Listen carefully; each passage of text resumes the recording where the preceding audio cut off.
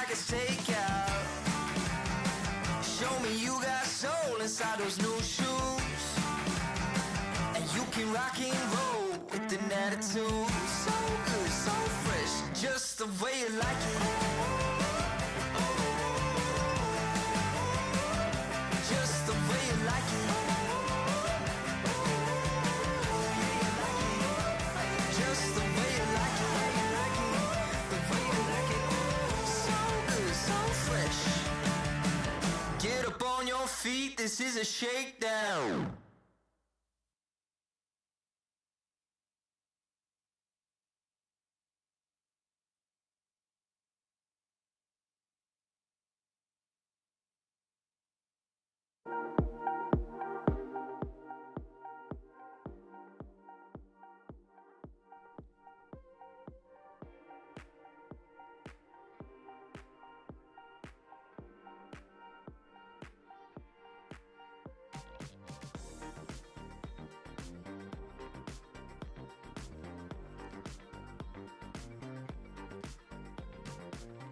Good morning, everybody, and welcome to Bornos in Andalusia in southern Spain. And there is no better way to wake up in the morning than to a scene like this. Absolutely fantastic weather conditions here in southern Spain, a Paramotor Slalom course, and the scenery and the sky of Bornos here in Spain. We are at the 7th FAI World Paramotor Slalom Championships. This is day 5. This is the last day of the championship. We've had 5 days, including this one, of competition racing, and then days before of training as well. Images of the Qatari team as they have their last minute preparations and warm-up. We're looking forward to the final day of racing here in Bornos, with both classes, the PF Paramotor Foot Launched and PL, the Paramotor Trike classes. But look at that glorious scenery. Just enough wind to create light ripples on this Lake Bornos as we await the sunrise. And enough light for us to start flying. Morgane Planton from France carrying her canopy out to the start deck. And no doubt she'll be thinking about the day ahead. We hope to have 2 tasks this morning, starting with the PFs, and then we'll rotate to PL, and then back to PF, and then PL again, finishing hopefully around 12 o'clock today. And then there's all of the administration to do before we hand out world medals to the new World Champions 2025. Team USA with Wallo and Ryan. And there in the middle in the black is Ramon, the marketing manager from Vitorazzi. Give us a wave. Hello, everybody. Mark there on the left, also known as Beard. And then Johnson Q on the left-hand side as well. Spirits are high. I had the delight of having dinner with the American team last night, and they are absolutely loving life. And we hope that Ryan will take this experience as he moves to 2026 and organises an FAI Category 2 championship, hopefully in the first 2 weeks in June, on Crystal Beach in just off Houston in Texas. Ryan, a professional paramotor instructor, he's building his own. There's Kaylee, that's the other member of the US team, Kaylee Biss. Ryan building himself a nice little business with places for you to bring your RV, or indeed buy a plot of land so that you can have your dream home next to Paramotor School and a community of like-minded people. We are here in the beautiful town of Bornos. It's been hosting us wonderfully all week. There at the bottom of the screen actually is our campsite, just next door to the competition area. But an absolutely delightful town of Bornos with a wonderful maze of streets, a great offering of shops and restaurants and bars, should you ever choose to come to visit. Bornos being probably the centre of Paramotor Slalom in the world, not least because of the event director here today, Paco Francisco, who will be running the safety boat, and he has been working tirelessly to make this a centre of excellence for Paramotor Slalom. As we look forward to days such as today, ideal weather conditions until usually 1 or 2 o'clock in the afternoon. And it has served us well this week. We've managed to fly every single day. We have been hampered a little bit by unusual weather conditions, but pretty much flying every day. We had some days where we had 4.5, 5 hours of flying, which is way more than enough for these pilots. And we look forward today to another 3.5 hours before we complete the flying for the week, and we move on to the closing ceremony later on this evening.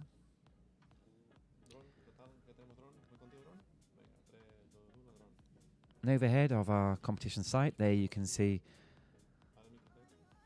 the large tent is the team tent, with all of the competitors now pulling out their canopies, and you can see the first canopies on the start deck there in the middle.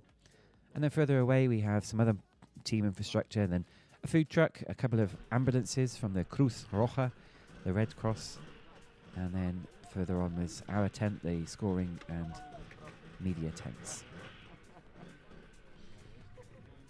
Severin from Team Poland, yep, he's looking happy. So we're waiting for the light to improve. We're using a very sophisticated timing gun here this week, and it needs a certain amount of light, and as we move further into the year, so the light comes to us a little bit later. We were due to start at 8:30, but we've been pushed back to 8:40, but we expect to be off in the next 7 or 8 minutes. So there we are, the 2 spiked tents in the middle. Welcome to Bornos. It's an absolute privilege being here this week, spending an amazing week with a group of wonderful people. But forget that, it is major competition today as we decide on the champions for 2025. If you were with us yesterday, we conducted the racing team event, which is a relay of 3 team members from each nation, and we had 5 teams taking place. We decided the medals yesterday in the racing team, and I'm pleased to say that in first place was Qatar, second was Czech Republic, and third was France. So they will go to the closing ceremony later this afternoon, and they will receive their FAI gold, silver and bronze medals for being Racing Team World Champions 2025. But today we've got the PF classes, Paramotor Foot Launched, and the PL classes, and they're subdivided. We have the open class that everybody takes part in, but then we have the serial class, those using serial engines, ones you can buy off the shelf from manufacturers, up to a maximum of 205cc. So we can have the Go Crazy engines in the open class, but the slightly more measured, lighter weight engines from manufacturers. Geordie just pointing out to me in the middle, there's the disco wing of Kaylee Biss from USA. Very, very distinctive indeed. Looking a bit like a butterfly.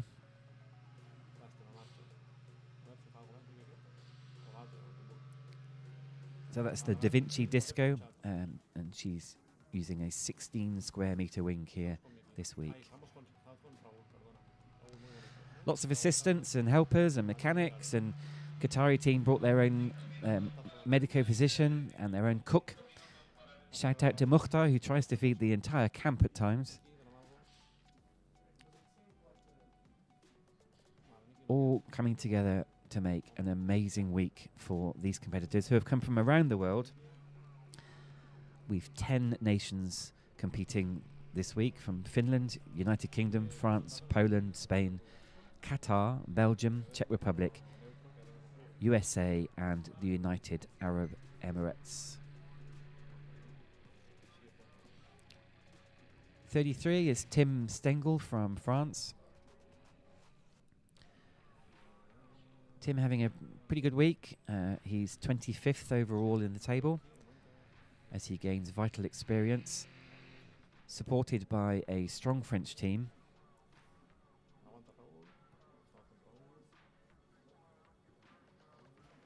of 11 competitors in total across the classes. But let's concentrate on what we're doing today. We are going to be flying the Moon Slalom, and there you see the centre pylon in heavy use today, with starting at the start gate at the bottom of the screen with S, and then it's clockwise turns in red, counterclockwise turns in blue, as you use all 5 pylons and 7 turns in total. This is now the most complex course that we've used this week. So go round the centre pylon and then right to the bottom, round the centre pylon and then left to the bottom, round the centre pylon, left to the top, and then straight over to the top right pylon before going out into the finish gate.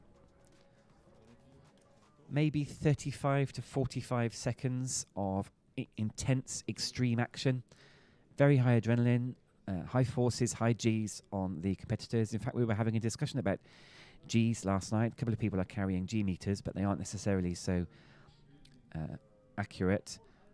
But Johnson Q, who himself is a consultant engineer, was putting forward the notion that perhaps it could be as much as 4G in the most extreme cases. But Ryan Gloker from USA is himself an acrobatic paramotor pilot, so flies acro, and he was saying that he can get easy 7 to 7.5 G and occasionally even 8 G with acro maneuvers. Of course, very, very short duration when you're flying acro. But here this week, certainly 2.5 G, definitely 3 G on the most extreme turns, but perhaps even more than that if you're pulling a particularly sharp maneuver.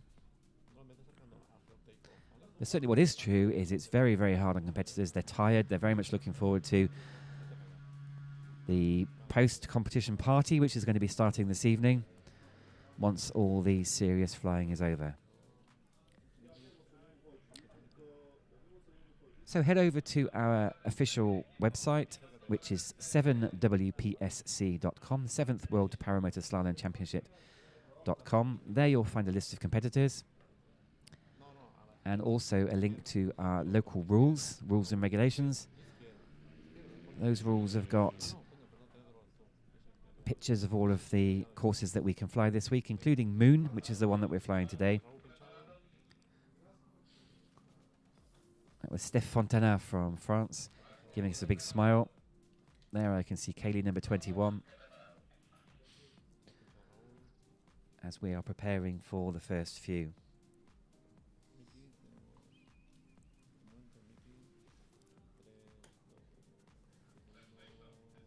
So sit back, relax, just watch the pictures as we take a very quick break.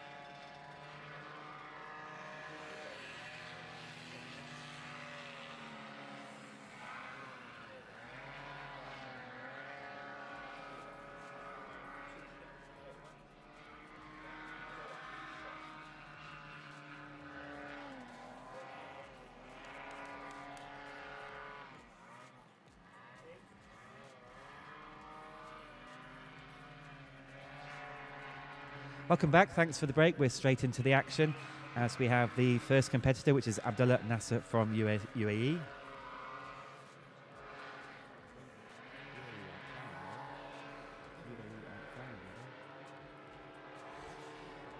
So we're on Moon as we're using all of the pylons, and the centre pylon certainly more than the others. And then coming to the end of the first pilot, and it is Abdullah Nasser, and he successfully got through the finish gate as we watch Kaylee inflating that wonderful disco wing. So Kaylee getting ready. What happens to her now? She will take off in just a few steps to a waiting area, and she will join at the top and spiral her way down to the bottom before she looks for a green flag, and then she can head on into the course for her first attack run. So while we've got the first 3 UAE pilots, I'm absolutely delighted to say that I've got a visitor, I've got a guest. Hi Leah, how are you doing? How are you? So we have Leah Catullo from Team USA. Leah, why aren't you flying today? I had to pull out of the competition. I got some kind of respiratory virus 2 days ago. I had to go see a doctor. Oh, but you're doing okay now? I'm definitely better, a little dizzy. This is why I'm not flying. I just didn't think it was safe enough to start pushing around the pylons, and I decided just to take it easy now. So, bit of dizziness, you know, a virus. It's not going to stop you. It's easy, this, isn't it? Piece of cake flying around the slalom course. Oh yeah, run with the motor on your back and a small 14-meter glider. Run out of breath, a couple steps. Yeah. No big deal. So I have the great pleasure of sitting next to Leah, and I know Leah well. If you don't mind me saying, Leah's been preparing for a wedding later on this year, so you've been watching the potatoes and the carbohydrates. So you're a very lightweight pilot is what I'm saying. You've got a 14-meter wing, which reflects how lightweight you are. What's the weight of the stuff that you're carrying on your back? 50 pounds. Yeah, I actually cut weight to make sure that I was light on this glider because I am also competing in serial class. I also just don't want to be heavily loaded on a glider and have to run as fast, to launch. But you've got 50 pounds, which is what, 23, 24 kilos of equipment on the back? Yeah.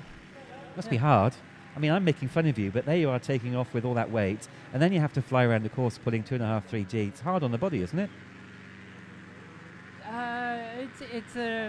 It's a workout. You definitely have to be in shape. This is not paramotoring on the weekends. This is definitely more sport. Yes, it's World Championships. Thanks, Leah. We'll be back in a second. We've just seen Karmis go around the course. Like I was saying, there's a height to the finish gate as you see him go through it. We're using very complex scoring here this week, and a scoring gun that cost many thousands of euros. And it has a certain height to it, and the height is that of the pylons, which is around 9 meters or 30 feet for Leah. And pilots must enter and exit the gate in order to score properly. So we've got 6 pilots from UAE, and they managed to bring with them 3 paramotors this week. So we've graciously, with the permission of the team leaders, allowing them to fly first 3 and last 3 in the start list, which is why I'm taking advantage of the 3 UAE pilots to talk to Leah. But there you can see the waiting area. People will be flying in circles until they get a green flag, and then we get the first of our competitors from France. Steph Fontana, currently sitting 29th in the class, and he's gone through the start gate, needs to go round the centre, off to corner number 1, back to the centre, off to corner number 2, which is in the bottom right hand side of the screen, anti-clockwise around the middle as every single time, doing a figure 8 round this pylon, going high. We'll be asking Leah afterwards, why is it that you go high? What's gone wrong? Because the best pilots are the ones who stay close to the water. As he goes around the centre for a 3rd time and off to the corner pylon. Doing a 270, scooting across the edge of this. We call it dice flights because it looks like the number 5 on a dice. And now full speed off to the finish line. must stay under that 30-foot or 9-meter height, which he does marvellously. So, Leah, I was just saying, he ballooned a little bit. How come he ballooned? How come he went a bit high? What did he do wrong? So the timing of coming off the bar and the angle of the wing, instead of hooking tight around the pylon, the wing was more level. And so when he came off bar, he shot up. Coming off bar. So we've got a speed bar. We've got a thing that is on the feet of the pilots. Maybe it's an aluminium pole or something like that. What does the speed bar do to the wing? Changes the angle of attack. How does it do that? So it pulls the A risers down. On the comp wings, it changes all the risers just to speed up the wing. And when you let off bar, that angle of attack comes way back up, and you shoot up to the sky if your wing is level or horizontal. So and the top pilots, they're always already into the bank of the turn, and it increases the hook around the pylon. It's the speed bar. Surely the speed bar's being used the whole time. No, not around the pylons. Straight lines, some of the wider turns, the bar is on, and they're only using weight shift and tip control to make the bigger, wider turns. It's really pushing the glider to the limits, and some of the collapses that you'll see come from pulling a little bit of brake, during bar. Okay, wonderful. Kaylee Biss from USA with that disco wing. Kaylee's been performing absolutely brilliantly all week. A very, very constant performance. She's 28th currently. Her first World Championship. And strongly supported by her dad, Jerry, here, who's made the trip. Shout out to Jerry. How are you doing this morning? Haven't actually managed to say hello yet today, but Kaylee doing all right. Gaining a little bit of height there, so she's having to lose it as she comes around the next pylon. Using the slightly bigger wing. It's a 16-meter. Kaylee herself a lightweight pilot. And showing grace and poise, gaining a little bit too much height there, so having to control herself as she comes round this next pylon.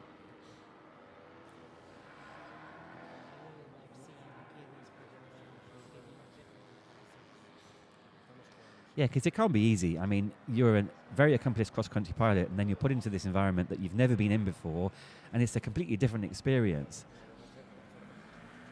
And as she's coming round nicely here, and it's going to be full speed, but staying below the height of the pylons, which she's going to do nicely, and time off. She needs now to go to the landing deck in order for her time to be accepted by the scorers. We're all about safety here this week, so she will need to come back in. It's only a 50-meter or 60-yard flight to the landing deck where she needs to land safely. So you're talking about Kaylee's progression. Where's she come from? What's her background? Kaylee's from Florida, U.S. Background, she's been flying for a few years. Always showed a little bit more aggression than a lot of the male pilots that she flies with. She expressed interest in slalom racing a couple years ago. We brought her out to Bornos last year, which she did pretty well. She did go in the water. She joined the Bornos swim team, which she was quite nervous coming out. And after going swimming and seeing the support of the rest of the competitors, she started to really feel like part of this community, and it's starting to show in her flying. That is something that we notice is very, very strong this week, is competitors all there for each other. If you do join the Bornos swimming team, as Leah says, that means you've had an accident and you've fallen into the water. What we find is that every other competitor will rally round to help you, to make sure you're okay, to clear out your engine of the water and to make sure you get back in the air. We had one yesterday. We had Carlos from Spain decided he'd rather go for a swim than go flying. And actually, he was back in the air with the same equipment. And well, I think he had the second wing because his first wing hadn't dried out. But he was back in the air within an hour. It's generally no drama. We have a full medical backup here this week. And we've had absolutely no injuries whatsoever as we're into the last day.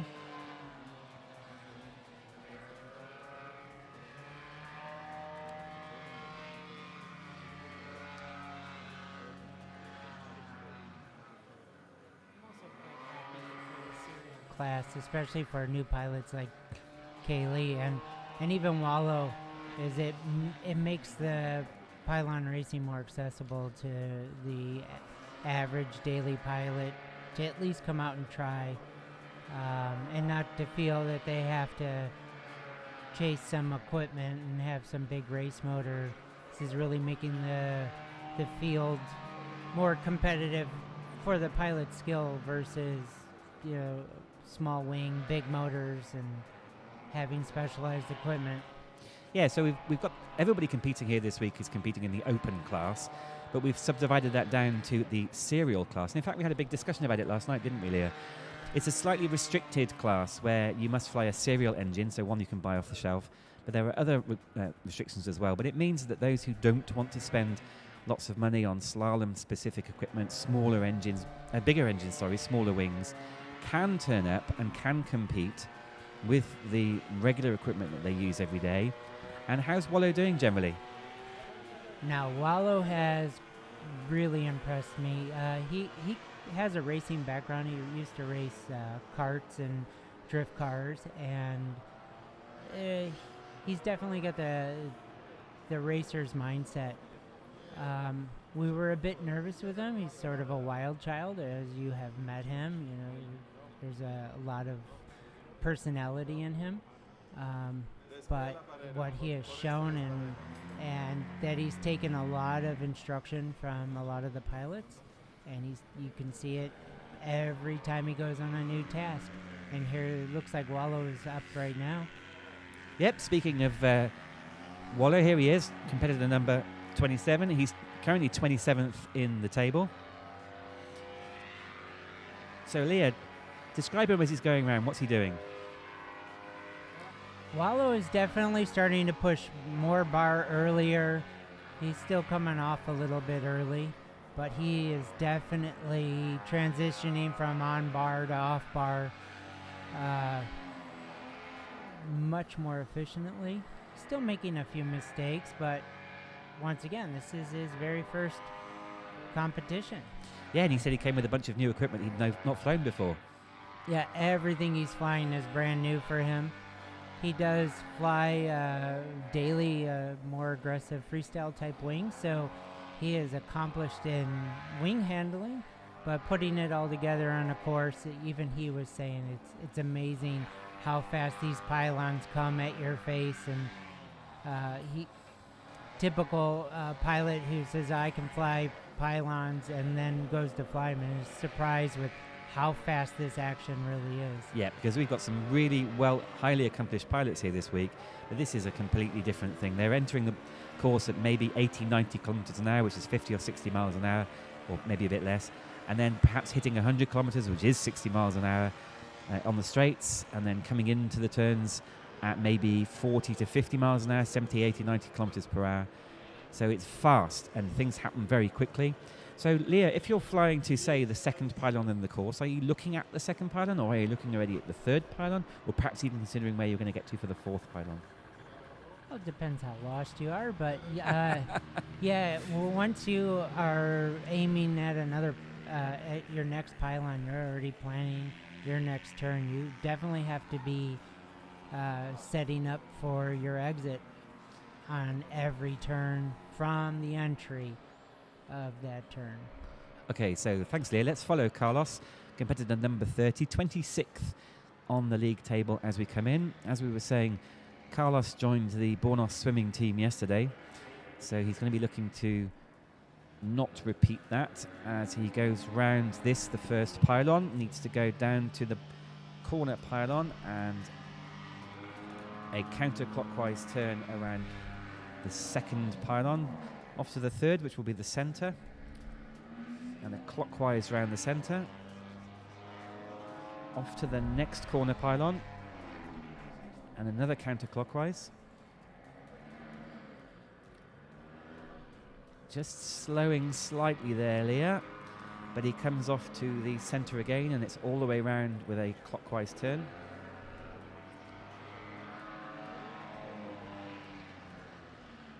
Off to the corner pylon 6. counterclockwise around there, and then down the length of the course to what is now the top pylon in the screen.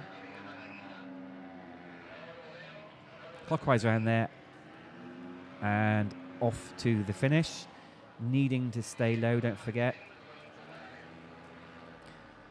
and safely through. So Leo, we've got the absolute privilege. It's only 50, 60 yards away from us over on our right-hand side. We can hear the engines. Now, as we go further down the start list, so the competitors may well be on full throttle all the way through the course, but he wasn't. Why is it that he's squeezing the throttle at some points and then not squeezing it at others? He's not handling the energy of the glider and the turns.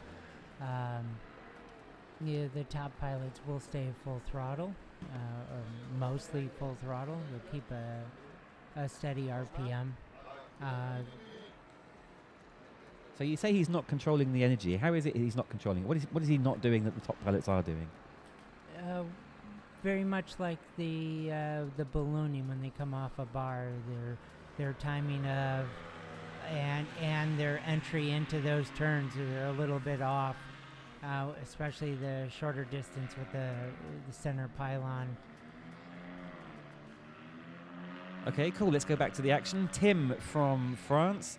We saw him slightly earlier on just psyching himself up. So straight through the start gate and onto the center pylon for a clockwise turn. It's an absolutely beautiful day here today. Leah's from Florida. It's normal for you, but it's certainly not normal for me. I'm from the UK. I'm from England. And I think it's about 2 degrees Celsius and raining. So it's an utter pleasure to be here in Bornos. We're at the 7th FAI World Paramotor Slalom Championships, the official World Championships, to determine champions, which will happen in only a couple of hours' time. We're following the PF class, Paramotor Foot Launched. Head over to our official scoring system this year, which is at dice.flights, dice.flights, because this looks like the number 5 on the face of a dice. And there you will see all the live scores. Look for our competition, which is 7WPSC, 7th World Paramotor Slalom Championships. And we're following the PF category, and this is task number 7, which is known as Moon. So Tim goes through the finish gate. Leo, what did you make of Tim's performance? Tim is another pilot I met a few years ago when he had first started flying, and he has made major progression. I was talking to him yesterday about how his flying has completely changed, and especially this week, now seeing him fly pylons. Once again, another one of these new serial class pilots, and they're showing great progression. I think we're starting to see a rebound or a future in pylon racing, which makes us all happy. Yeah, so it was tending to become a little bit elitist, wasn't it? People buying smaller wings, bigger engines. But this introduction of this new serial class means that you don't need to buy specialist equipment. And much like Tim, you can compete here at world level. And I'm very pleased to say that after his run, Tim's gone straight to the top of the leaderboard with a time of 59.904. So head over to dice.flights with our competition, 7WPSC, the PF class and task number 7 Moon. And there you'll see Tim, top of the leaderboard, followed by his compatriot Stefan in 2nd place. And then Wallow's in 3rd place at the moment, Leah. All right, Wallow. Wallow always asks me for shout-outs, and I've not done them because I was talking to Leah. So Wallow's fan club includes his 2 cats, Jizza and Rizza, but not least his wife, whom he dedicates his flying to. So hey to Ariana, if you're listening in. Wallow's thinking of you as he's pulling 3G around the pylons. So Mark here was our late entry for the U.S. team. I was so excited that he wanted to join. Mark is a very accomplished paragliding pilot. Anything that he sets his focus to, he does quite well. And he expressed that he wanted to fly pylons. He'd been traveling in Greece and Turkey right before this competition. And just to see what he is doing on a oversized gin carve, and just looks beautiful out on the course. Yeah, oversized, 22 meters. Pretty big, isn't it? Yeah, unfortunately, the Gin Carve weight range and the rules of the serial class put him on a wing that's oversized from what he normally flies day to day. So let us into a secret. He's got a nickname, hasn't he? Yeah, Mark the Beard. Most people know him as the Beard. He has this very distinctive long beard, which is pretty straight. It's not curly. And it's white at the tips, isn't it? So it's quite distinctive. It's the first thing you notice about him. Yes. And he's known as the Beard.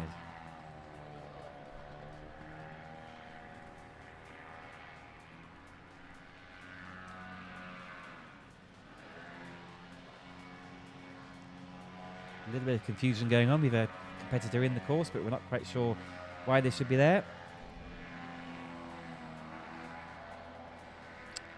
Look at the wonderful weather conditions this morning. That is a very sensitive windsock, and it's sitting there quietly. Just enough wind to create ripples on the water, which means we have no mirror finish on the water. Time to talk about a couple of other things. We are very grateful this week to our sponsors, and it genuinely is thanks to them that we're able to put this event on, because the costs are reasonable, and we are delighted to have welcomed Viterazzi Motors as the engine category sponsor. And in fact, the marketing manager of Viterazzi, Ramon, is here this morning. We saw him on camera slightly earlier. Big smiles, big waves, but they are the engine sponsors of the event. Liberty are the chassis sponsors, and the owner of the company, Carlos, is here. And we thank also Dudek in the canopy category, and my good friend Wojtek in Poland from Dudek Paramotors. Also, official scorers, Dice.Flights, and we are in the media team, including Leah this morning, and sitting next to me is Jordi Camardons of KTO Productions, bringing you this highly professional media output, including images, thanks to the cameraman Seb and to Mickey, but also to the drone operator, with 2 drones here this week, the one showing you the overheads and a surprise that we'll have for you later on. So off to the action, and the first of 3 female competitors, not including Leah, of course, who's had to duck out. This is current world champion Morgane Planton from France. Sadly, not enough female competitors for an individual category this year, so Morgane in the regular class and beating a whole load of her male counterparts. Leah, you and Morgane have a bit of a history. You came second to her last year in the World Championships. Yes. We tend to go head to head. Our times are very similar. We make about the same amount of mistakes. She tends to outfly me just a little bit here and there. Last year I made one major mistake that kept me from being top on the podium.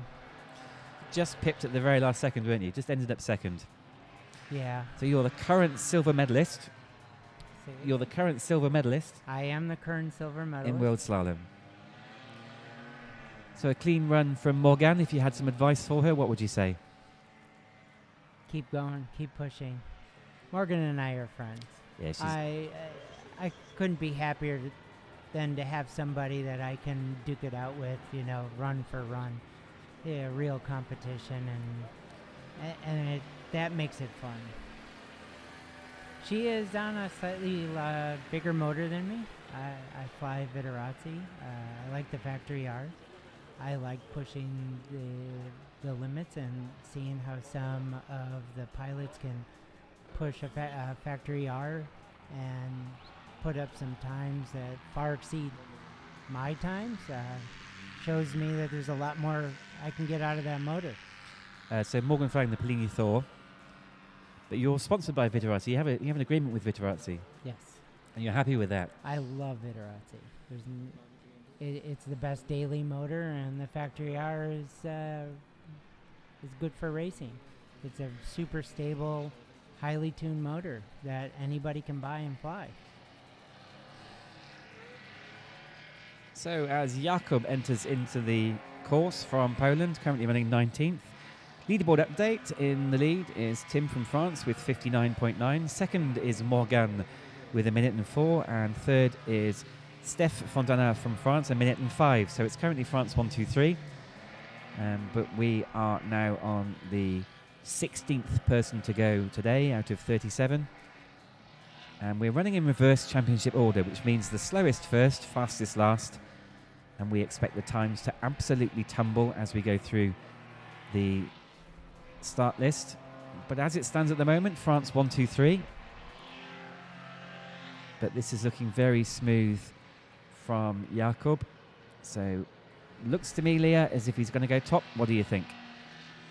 Yeah, that definitely looked like the fastest run yet. We've broken the minute barrier. Are we going to break the 55-second barrier? Oh, I see Ryan there on the deck, ready to go. He's flying factory R, and he's certainly going full throttle, pushing full bar at every chance he can get. So Ryan, we had dinner with him last night. He says he's about to celebrate 10 years flying paramotors. So you think he's pretty old. How old's Ryan? 26. He's 26 years old. And he had no history in this competition, so he started at the beginning of the week first-ish in the start list, which means, you know, he's among the slowest. And is absolutely not true at all. Ryan's sitting 11th overall.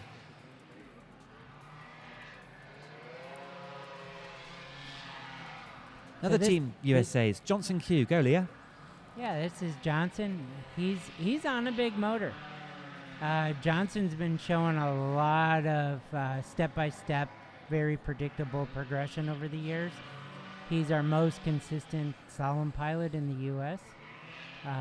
He keeps showing up. This is what I keep telling all U.S. competitors. Just show up. And come and join us on slalom racing.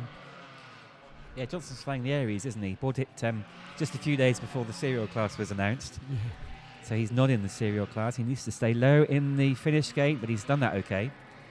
If you fail to get through the finish gate, your score will be marked with FEX, failure to exit. And you'll be put to the bottom of the list, so you'll end up with maximum points. The way we score this week is, if you come first, you get 1 point, and second, 2 points, and so on. And it's the pilot with the least number of points at the end of the week who will be declared the winner. Notwithstanding our 1 in 5 rule, which means that after 5 tasks flown, you can drop your worst score of those 5. So head over to dice.flights and you can see the overall table. And those scores that have been deducted have a red line underneath them. And you add up all the scores and end up with the leaderboard. So Jakob went top with 53.5. Leah, sorry to say, Johnson just a little bit slower on 54.8, so Johnson currently in second place. On with number 37, Marcin from Poland, 17th at the moment. Wow, super close there on the pylon, but he's doing okay. Pushing the limits here.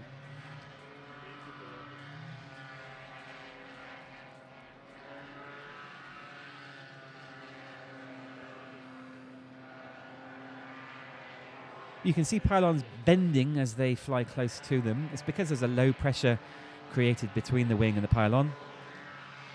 And the low pressure means that the pylon will bend towards the wing. Very, very fast indeed. See his legs fully out as his feet are on the speed bar, getting the maximum speed possible. It's a pretty good run for Marcin. And there we see on the takeoff deck more competitors lining up. It's a very, very efficient championship here. Thanks very much to the organising team. They're mostly Polish, run by competition director Kamil Monchowski, but not forgetting chief scorer Marcin, chief timekeeper Peter, and out there doing the flag waving is Simon on the deck. So competitors will line up their canopies, warm up their engines, and then look to Simon for a green flag. And Simon will only allow the competitor to take off once he's absolutely happy that everything's okay and we have maximised security. 29, Carol, running 16th at the moment. Nice tight first turn off to the first of the corners. All the corners being used the moon pattern. Back to the middle. So he's pulling a bit high there, Leah. Often you see the best competitors staying absolutely level and going out on the horizontal, but him then, he went up and around the pylon. So why is that happening? Most likely mistakes on timing with the bar, because it's not an efficient line. Obviously, the top pilots stay low to the water because they are trying to shorten the course as much as they can. Sometimes it may be just another solution to the way they're going to turn, but when you look at the top pilots, no, they're always staying low to the water and creating the straightest line possible, the tightest turns possible. Okay, so head over to dice.flights, find our competition, 7WPSC. We're on the PF category, Paramotor Foot Launched. And task number 7, Moon. And there you can see all of the live scores. And I can see that Marcin from Poland went top with 49.087. And Carol there, 54 seconds. So into third place. Times they are a-tumbling. Wasn't long ago that we were on a minute and a minute 5 as the leaderboard. Now we're down to 49 seconds. I'm going to put you out on the limb here, Leah. What's the fastest time going to be this morning? I couldn't even guess. It wouldn't surprise me under 40 seconds. Yeah. Not at all. But we are now. Oh. That's okay. He's allowed to do that. There is an imaginary line going from the center of the pylon up skywards, and he has to go around the outside of that imaginary line. And he's pretty close to the pylon. They're independently inflated. They're made up of 2 parts. The bottom red part is about 1 meter high and is pretty solid, and then the top part is about 8 meters high, so that's about 13 fluid ounces and 2 gallons, isn't it? In your like, I'm British, so I should be able to be bilingual in these two. 8 meters, about 30 feet, something like that. Overall, about 30 feet, 9 meters high. Yeah, and the top part, very, very lightweight, has its own independent inflation system, which is battery powered, sitting on the base. And it's okay to brush the pylon so long as it's sure that you went round the outside. Yeah, they're very soft. They're just inflated enough to stand up. Yeah. And take a little bit of wind. Yeah. So still more competitors to go this morning. We've got 37 in total. We're on to competitor number 20 now. As in 20th in the list of starters. So we're about halfway through this morning, as we just make sure that the centre pylon is fully inflated. There you can see one of 2 safety boats. That's the smaller of the 2. There's also a larger plastic red boat run by the event director Paco, and it has a funny flip top front. So the nose of the boat flips down in order to retrieve pilots who have decided that the weather's nice enough to get themselves wet socks. Leah, are you a member of the Bornos Swimming Club? I am a member of the Bornos swim team, no doubt. How did it happen? Heavy hands on bar. Folded half my wing last year, and 7 meters is kind of hard to keep up off the water. And what's the experience? I mean, it's obviously going to be scary, but... My dive into the lake was not scary. I kept the glider under control, kept it horizontal. I just couldn't stay up off the water or re-inflate my glider. Okay, next is competitor number 7, Mohsen from Qatar, currently running 15th.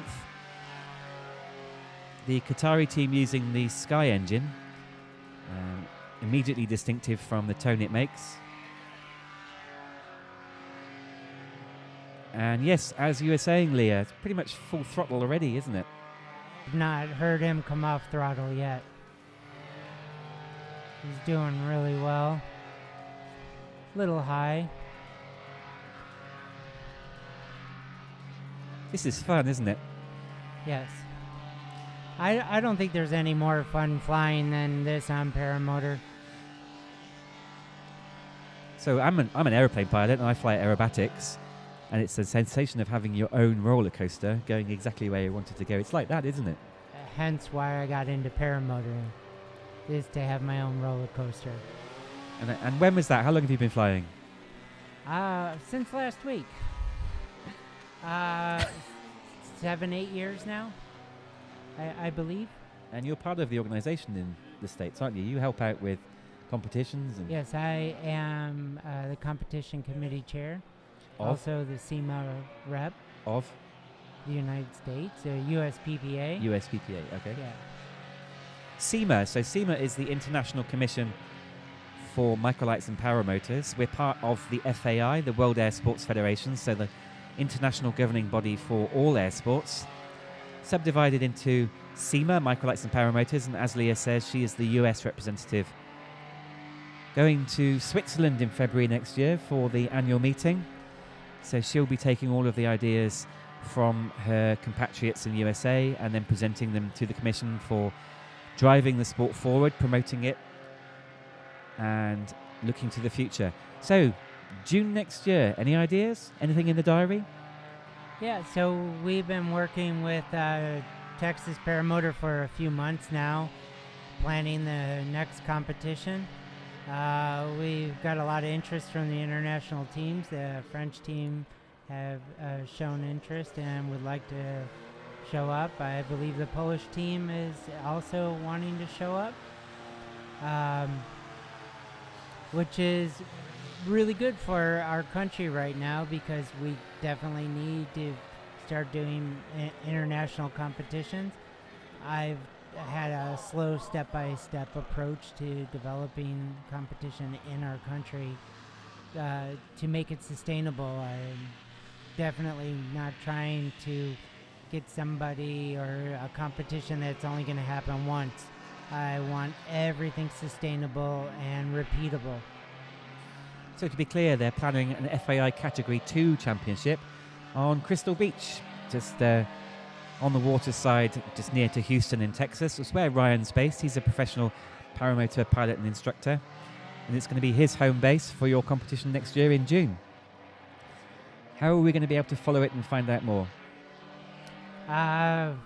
We have just started the announcements, made one single post on Facebook right now, and in the next month or so you'll start seeing more and more information come out. So does USPPA have a social media presence? Yes, we do. So Instagram and Facebook. So head over to USPPA's social media for more information. That was Andre. He was 13th in the table so far. And as we wait for his score to come through on dice.flights, we can see that Marcin from Poland is currently leading on 49 seconds. Andre went in third at 51.04, and sandwiched between was Abdulrahman from Qatar. So the current leaderboard: Marcin from Poland, Abdulrahman from Qatar, and Andre from Poland as well. Action all over the place. We've got pilots taking off from the takeoff deck, flying off to the waiting area, joining at the top and then spiralling down as competitors go. And once they're at the bottom, they're next in. They look to the starting marshal for the green flag, and he's standing just there a few meters or a few yards away from me. Once the green flag is given, so Alois here is able to make his start.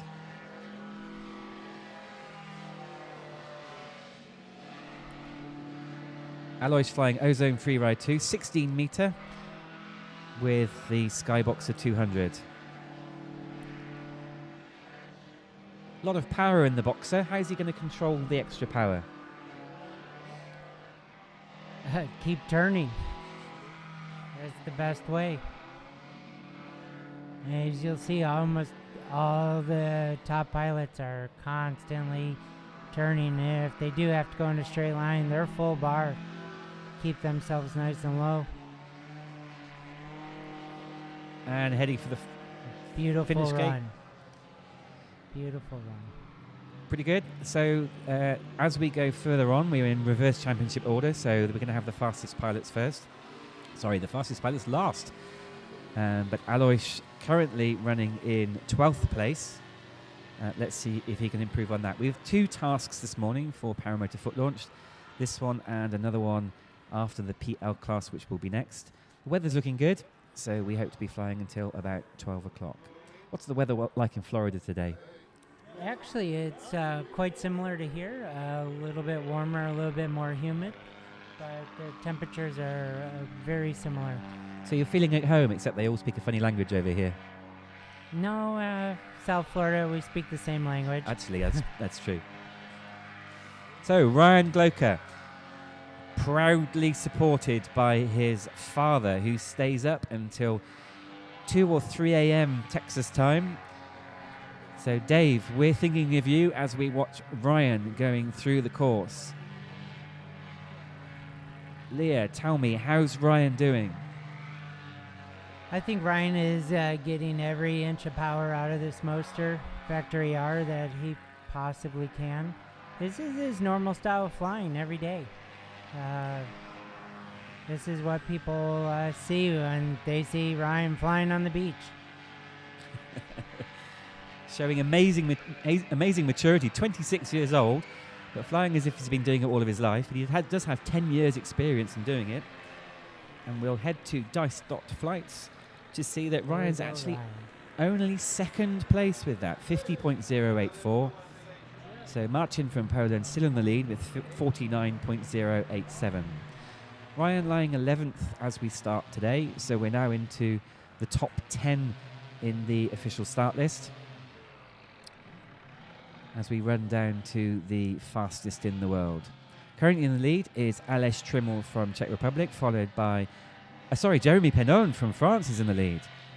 Second is Aleš Trimmel from Czech Republic, and third is Asa Al-Hajaji from Qatar. But we look at Thomas Mignot from France. Leah, do you know Thomas at all? Yes. What's he like as a pilot? I like his style. I think his personality is a lot of fun. A lot of the slalom pilots have great personalities, good friends. We all like hanging out with each other for sure. This is quite a family community of like-minded pilots. So we just saw a bit of throttle correction there. He's flying the Ares 260, so a very powerful engine. Why is it you would have to come off the throttle at some point? More mistakes, just where he didn't quite calculate his turns exactly right. His altitude was wrong, came off bar, timing. All to control his altitude and his lines. Luboš ready to take off on the start deck. He will be given the green flag from Simon as he inflates. We're fairly windless here today, so it'll be a few steps before he gets airborne, but he's nice and straight, and we're off. You say you liked his style. What makes a good style? Oh, I think him and his personality. Everybody's a colorful character in this sport. So Thomas Mignot going to the top of the leaderboard with 46.852. So the times they are tumbling as we look to Severin from Poland. Another young pilot showing lots of skill. I like watching Severin fly. He practices a lot. He pushes a lot. That much is obvious. Yes, it is quite obvious. Met him on the first day. I said, how do you pronounce your name? He said, I am sad. I am Polish. You must say Severin. So now we have to say Severin whenever we see him. He's a humble guy, though. He is. Lovely, lovely character. 9th at the moment as we start this task. Feet straight out, standing up to get the maximum speed he can. Nice run, Severin. Nice run. Not so many mistakes on that one. Pretty much full power all the way through. Yeah. So Team Qatar and the team leader Saeed looking on as competitor number 6 is getting ready.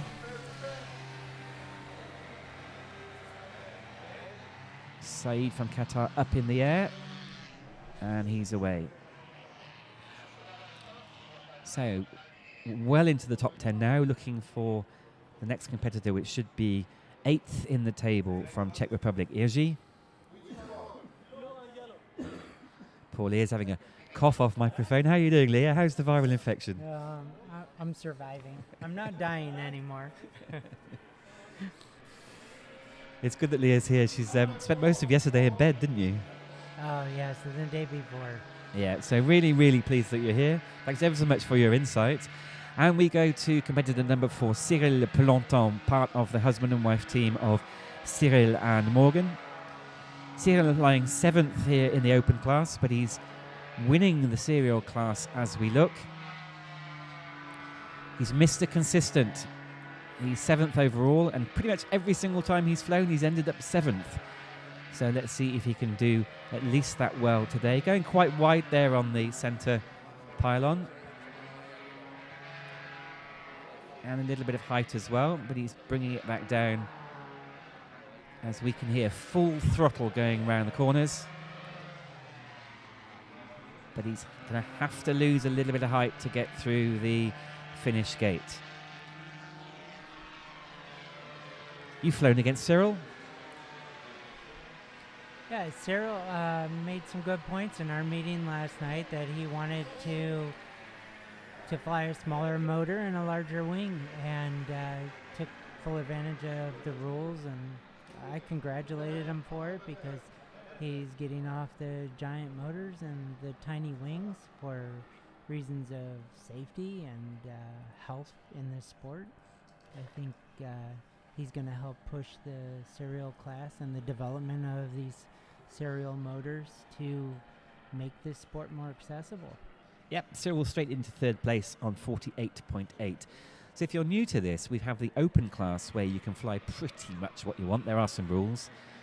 But we have this serial class where you have to fly standard engines, and there are more restrictions as to wing loading and size of wing. And as Leah says, it'll reduce the speed slightly, but as Cyril was saying in our feedback meeting yesterday, it doesn't reduce the fun. He was saying he can still fly up to 16 metre and have as much fun as the smaller wing, but as Leah was saying, so the smaller you go and the faster the engine, so the danger does increase. And pilots are looking for restrictions, as in most other sports you'll find with Formula 1 racing, with NASCAR, with all of that. You'll have restrictions from the governing body to maximise the excitement and enjoyment, but actually keeping the danger level to an acceptable limit. I think that's a new exciting development in pylon racing. Yeah, because we don't want it to become an elite sport where only a few take part. We want mass participation, don't we? Yes, it's the only future, or we're gonna die. Yeah, we've 57 pilots here this year, and we hope to build on that with the images that we're showing here today. And thanks to Jordi on my right-hand side and KTO Productions. Head over to our official website, 7wpsc.com. There you'll see a list of all of the competitors. And also go to dice.flights for live scoring. And you'll see photos of all of the competitors if you click on their names. So you'd get to see a picture of Luboš Halama from Czech Republic, currently lying 6th in the championship. So we really are into the elite as we're going further up the starting list.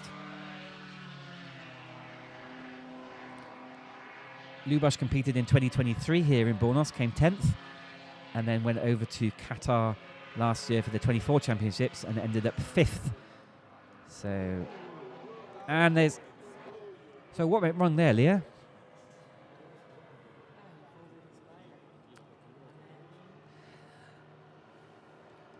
So the safety system will race into action. You can see the 2 safety boats already next to the pilot. They're all wearing automatic buoyancy aids, and you can see there's a bright orange collar around his neck. So as he hit the water, so the buoyancy aid will have inflated, a bit like the airbag in your car, and he will be staying above water. As you can see, the 2 safety boats are on him. I can see off screen now that the event director, Paco, in the red safety boat has made contact. There's thumbs up, and all other competitors are told to return to the landing deck, and we concentrate fully on the recovery of the pilot to make sure he's right, and only when he's okay and back on shore do we resume the action. So we have a couple of minutes while that happens. He'll be received by the medical team as he comes ashore. They'll look him over, But let's look at the replay. Leah, go through it with me.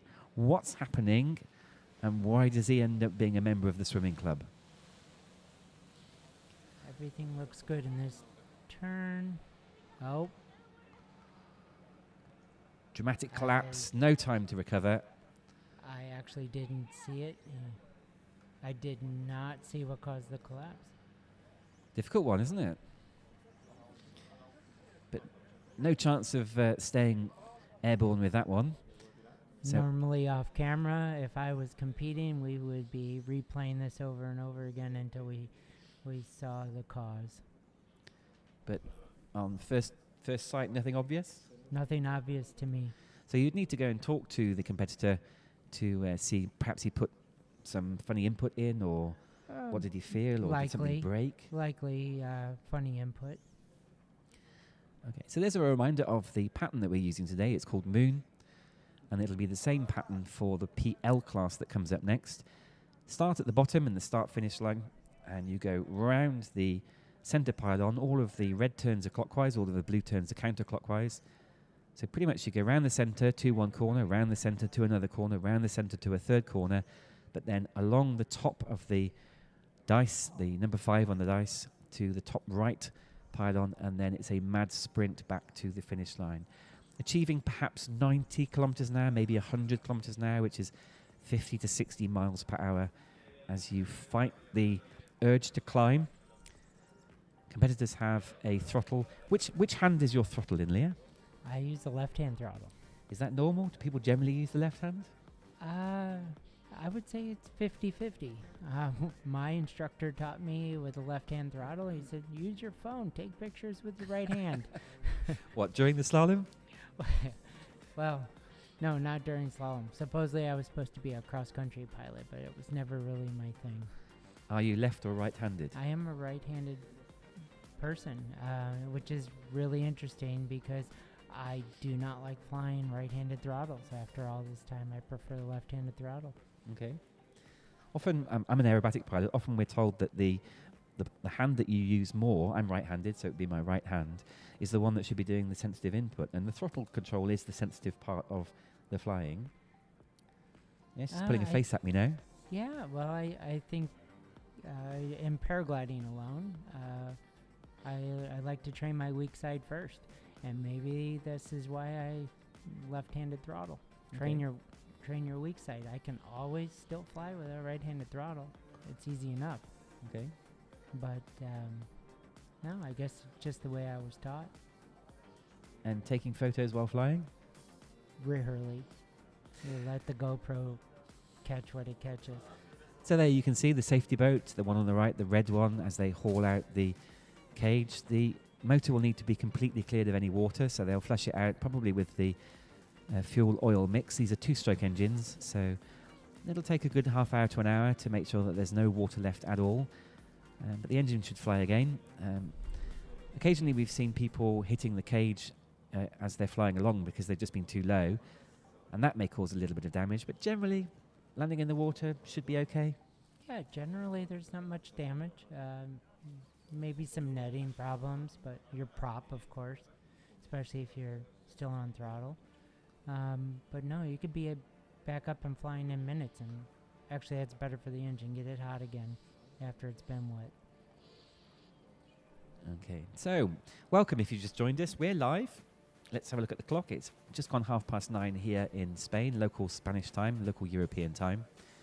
Welcome, we're at the 7th FAI World Paramotor Slalom Championships. This is day 5 of 5 days, so this is the last day.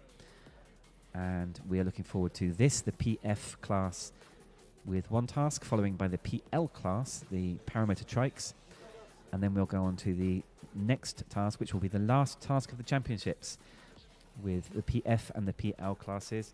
They'll be flying a different pattern, which will be the Big Bang pattern. If you want a description of the different slaloms that we fly, head over to our website, 7wpsc.com, and look for the Rules and Regulations tab. There you can download a copy of our rules, and at the back is the task catalogue with pictures of all of the different slaloms that we fly. We started with 3 pylons this week. We went on to 4 pylons. Then we increase the number of turns. Today we're flying with 5 pylons and 7 turns. Is it tiring? Oh yeah, it's quite tiring to memorize the course. We all memorize the course before. We do bring a cheat sheet up. A lot of us will bring a sheet strapped to our arm or our leg, just as a final reminder. Have you got time to look at it when you're flying? I've never had time to look at it when I'm flying, but in the holding pattern, waiting to go, definitely give it one last look and make sure that you memorize your turns properly. So you're flying along at 50, 60 miles an hour, 80, 90, 100 kilometers per hour. You're a couple of meters, couple of yards above the water. It's all happening incredibly quickly. The thing's over in 30 seconds. You can't have time to look at your cheat sheet. Are mistakes made? Oh yes, I'm very good at that. I got lost early on in the competition. Didn't know what was going on, just completely went off course and made a wrong turn. It's possible, but when you're in the middle of it, competing and memorizing the courses, we do use the same patterns over and over again from competition to competition, so you can get familiar with these patterns that we're running. There's an area out by the team tent which has got some cones, like traffic cones on the ground in the pattern of the dice. And you can see competitors running around in the morning trying to fix in their heads. Yeah. Does that help you? Yes, it definitely helps to run the pattern, plan your turns, just to get some physical practice, maybe some muscle memory of walking the patterns. So do you visualize it? I mean, I'm looking now at the picture of the slalom course. Is that something that sticks in your head as you're coming in? Yeah, I would say that just making the turns and even planning the turns on the ground, especially if a little bit of wind comes into play, even though the wind may change by the time you get on the course, still walking through the course on the ground helps your memory quite a bit. We're very light winds this morning, but what effect would wind have on slalom flying? Let's say the wind's coming from behind you, start-finish gate. How's that going to affect you flying around pylons? So there's a ton of drift, so you will have to plan your entries and exits at every turn differently to set up for the next pylon. If you exit too far away, you're going to be too close to the next pylon, and then it's an even harder turn, and then the mistakes would compound one another, and then one turn leads to a worse turn, and then a worse turn. So you may want to swing out wide when you exit, or you enter very wide and cut quite closely on your exit. So every day is different. Obviously, the wind is usually a little bit different every day. So this will be the first time that you fly the course with the wind conditions. Are you going to get any help? By which I mean, most of you have a team leader or a team assistant, and we're streaming live here on YouTube. So is there going to be a bit of people watching YouTube for the first competitors to see how they're doing, or do you just drop all that and then rely on your own instincts? Oh no, we all work. Even the other teams. You can ask some of the other pilots. We're all helpful because we're all trying to get everybody to progress and be a better pylon pilot. You ask the other competitors and they help you? Yeah, believe it or not. We're a supportive group. We're just trying to help everybody be better. That is the thing here. We've got 57 pilots. We've got 39 pilots in the PF class, and they genuinely want each other to do well. Obviously, they want to win, but they also want other people to win too. This is a whole community where we want to improve our sport. We want to make it more popular. And we're just watching a competitor go around the course, but he was given a red flag, so I think he's having a bit of an illegal practice as we concentrate on the event itself. looking at the beautiful conditions. It's still fantastic conditions here in Bornos in southern Spain. Welcome. We're live. It's 9:42 a.m. Central European Time in southern Spain in the region of Andalusia. If you know where Malaga is, or Seville, we're sort of a line between the two. This is a man-made lake. It's a reservoir, and it creates its own microclimate, where generally we get fantastic paramotor slalom flying conditions for at least the morning, usually until 1 o'clock in the afternoon.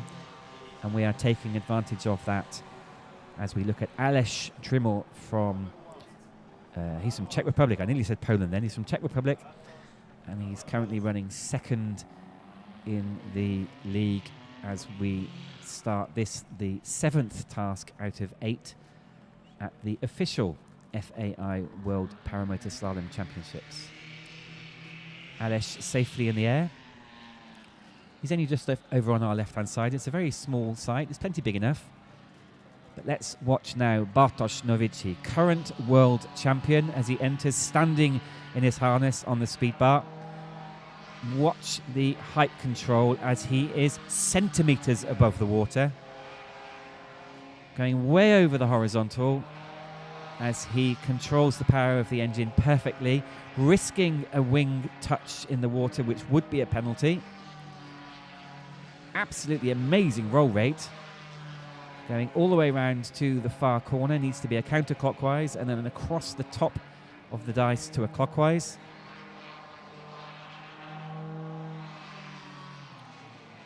Just having to check as he comes in at the end. He needs to stay down. Oh, did he get through the finish gate or not? So I was about to say flawless, but not flawless. What happened at the end, Leah?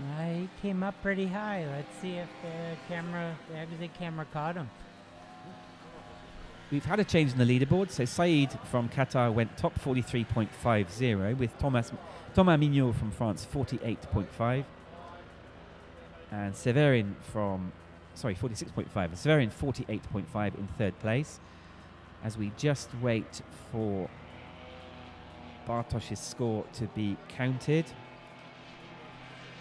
And indeed, he's been given an FEX on the starting. Exit. That is going to be absolutely catastrophic for Bartosz's championship this week. But let's go back to the action. We've got Asa from Qatar and the Follow Me drone. The second drone we have here this week. We are in the passenger seat with Asa. 8th in the world, and we are in his back pocket as he flies round the centre pylon off to the corner and across the face of the dice to the final. Just checking his throttle as he finishes, but he needs to be fully in. Standing up, even he's climbing as he... Oh, it could be another disaster.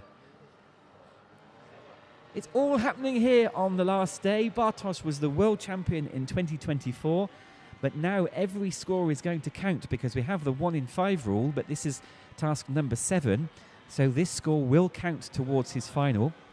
And he's had an FEX, which will put Bartosz to the bottom of the league. And that's it. That's his competition over, isn't it? We were driving in this morning, me and my fellow jury members, because I'm not the official commentator here. I suppose I am the only commentator, which makes me the official commentator. But my job here this week is jury president. And we were saying, do we expect any upsets today? And there has been at least one upset. As we go to Aleš, currently second in the table. Aleš Trimel from Czech Republic. The pressure is on. The stress is rising. He must have just seen Bartosz fail to get out of the exit gate. So Aleš, perhaps he can back off a little bit and guarantee he gets around the course. Currently in silver medal position as we follow with the FPV drone. Feel the G's, feel the excitement as he makes it. They're all getting a bit close, aren't they, to the finish gate? So are you able to see what other competitors have done as you're in the waiting area? Waiting flying wise, yeah. We can see. It's hard to judge their exits though. They can look high, but they can actually be within the exit camera view. Are you allowed to be in communication with your team leaders back on the ground? No. So there's no radio communication at all. No. So they probably won't know that Bartosz has messed up his world championships with that one mistake. This is correct. Jeremy, current leader, number 1 in the rankings as he comes in. Perhaps he won't know about Bartosz's score. Let's follow Jeremy. Leah, tell me about Jeremy. Jeremy's an amazing pilot. He incredible competitor, very dedicated. Last October, he had engine failure on course at the end, and there must be a little bit of wind coming down the course because now all the pilots are starting to come up on exit. So wind coming into you as you're going into the finish gate, how's that going to affect you? You're going to get more lift, and maybe this is why some of the pilots are staying down for the finish gate. Because we've seen the last 3 or 4, that's the world's best pilots, all struggling to get through the exit gate. We had Aleš top of the table with 42.3 seconds, and with Said second with 43.5. So we're looking furiously now for Jeremy's score. And did he indeed get through the exit gate? And another major upset here today. Jeremy scoring a failed exit. So Jeremy is going to be scoring 38 points for that. So both he and Bartosz have failed the exit gate, and they are now bottom of the table for this task. And of course, you add all of your points together to get through. So major upset here, Leah. Yeah, the top pilots failed exits. Jeremy and Bartosz. Jeremy second in the world in 2024. Bartosz first in the world 2024. And they're both some tiny, minor mistake just as they finished through the slalom. They've made it through the difficult bit. And as you say, Leah, perhaps there's a bit of an oncoming wind as they're going through the finish gate. And that's it. Game over. Game over. One little mistake. Amazing scenes here at the 7th FAI World Paramotor Slalom Championships. A complete upset, and we are going to have to head to dice.flights to look at the leaderboard. And it's a complete upside down now, as after 7 tasks we have in the lead from Czech Republic, Aleš Trimel with 13 points. Second is Said Malia from Qatar with 26 points. And in third place now, Cyril Planton from France with 41. And Jeremy reduced down to fourth place with 47 points.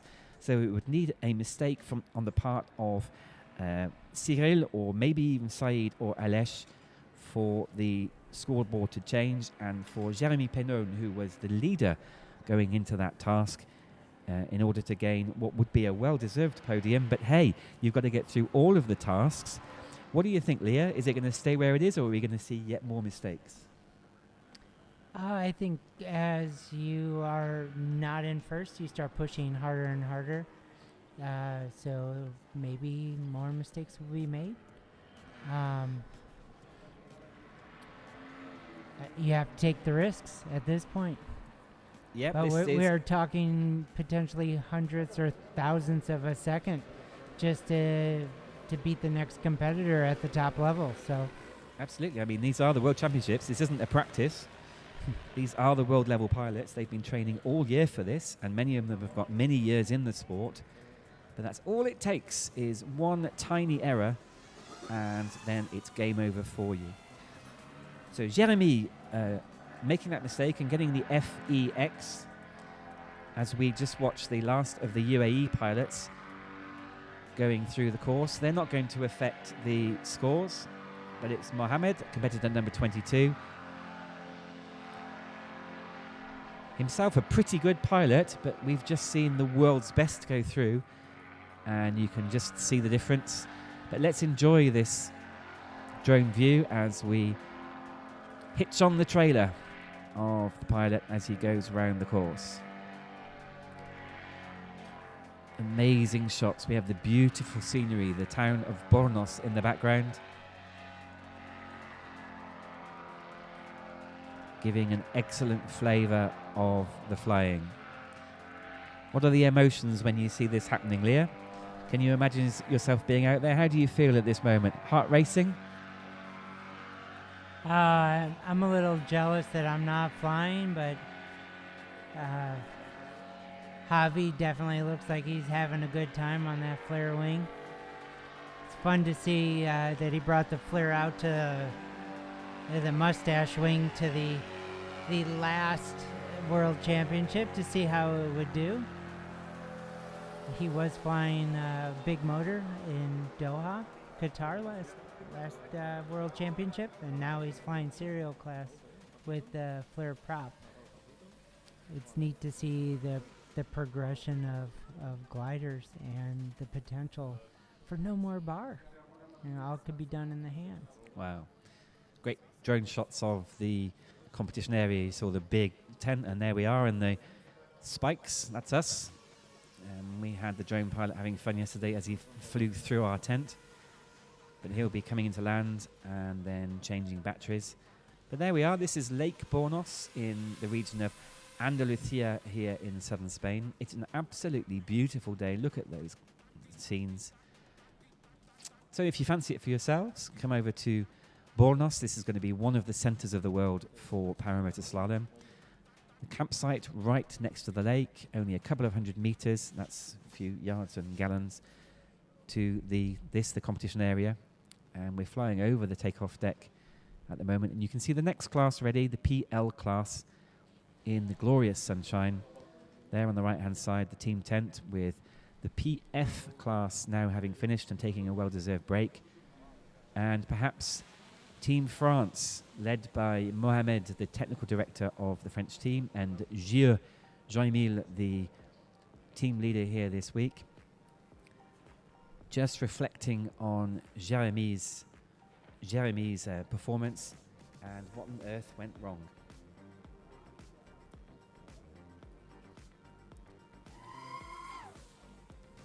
We're looking forward to the PL class, and it's going to be the same as for the PF class. We're sticking with the moon. So Leah, have you ever flown trike? Yes. What's the difference? You have wheels. You don't have to use your feet anymore. A little bit more weight. Launching characteristics are a little different. You can't quite adjust the same. Can't step sideways. How does the weight impact on you? With the trikes that we fly, they're only 9 kilos. It's not that much. I lost 9 kilos to race this. I could actually still fly serial class on trike today. So, but it's more relaxed. You don't have to run, and that's kind of nice on the small race gliders. What's the difference between taking off, foot launched, and wheels? Is one easier than the other? No, just different techniques. But you don't have to run. I think there's a little bit difference with that. Is that for some of these guys with the big motors, they don't have to put that much weight on their back and run with that weight, or better yet, land with that weight if they land a little hard. As we were talking last night, bringing the serial class motors and a lighter weight will give the pilots more longevity in this sport. The impact carrying extra weight. I think in daily weekend flyers, they all talk that we're one wreck or one bad knee, a trip from all flying wheels at some point. Is that something that appeals to you? Wheels? Yes, wheels definitely appeals to me, because there are some mornings that I just feel like flying, but I don't feel like running. So, yes, I think wheels is a potential. I am considering flying wheels next year so that Team USA can do the team racing. Yeah, so yesterday we had the racing team event, and we had 5 teams competing, but Team USA didn't compete because the rules state that you need at least one PL, so one trike pilot in the team. So you'd be willing to fly trikes just to make sure they took part in racing teams? Yes, and then when I went home after dinner last night, I got a message from an American trike pilot. Wants to fly slalom on trike. So, of course, the door's wide open for the American team. And I said, yes. Now we have to see if he will show up or if he's going to come and train. Hopefully he will. He is a Texas-based pilot, so I imagine I will see him at Ryan's place. And Ryan's going to set up the course for everybody for at least a training session be prior to the competition that we're going to throw. And it'd be nice to get as many trike pilots out there as possible, because that's certainly what we're missing. Being in the female class, I don't really want to fly trike because that will put me with the rest of the trikes. But for the team development, I will certainly fly trike, because for me it's still just fun to come out and compete. I know you're in the early stages of planning for June next year, but will you have a racing teams category, do you think? We're hoping. If we can get enough competitors, we're hoping, because racing teams is fun to watch. There's no doubt it's the most exciting to see the pilots cross over the start-finish line together and time that just perfectly. It keeps the action high, and there's always somebody flying. Yes, in case you aren't aware, go back to our YouTube channel, the one that you're watching at the moment, and look at day 4, and that was full of racing teams. So it's 3 pilots on the air at any one time. At least one is PL. You can have 2 PL if you want to, can't you? Yes. But generally they're a little bit slower, so you'll be looking at 2 PFs and 1 PL, 2 foot launched and 1 trike. And time starts with the first competitor going through the start gate, and it can be any one of the 3.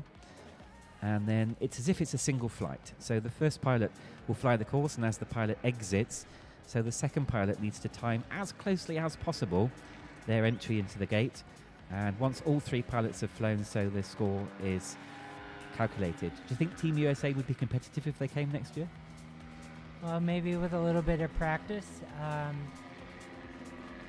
My hopes are not necessarily competitive, but to start getting into the mindset of the team racing, and we're all working together. Once again, just trying to keep things repeatable and sustainable in the United States for competition has been my goal for the past few years after getting into the role of competition committee chair, to grow and develop the sport in a sustainable fashion that doesn't fizzle out like it did 10, 15 years ago.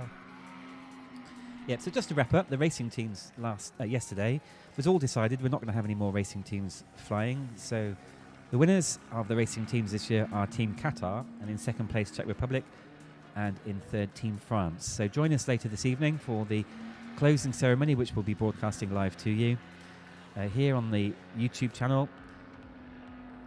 As we go back to the PL class now, so that's the Paramotor Land Plane, to give them their official title. And we thank Leah ever so much. She's off for a quick break. Perhaps go and get a glass of water and rest the virus. Maybe she'll be back a little bit later. We're going to have a break, Leah. Thanks ever so much for your input, and enjoy your break. We'll see you a bit later. Thank you. On to Pablo Merino, through the course very successfully.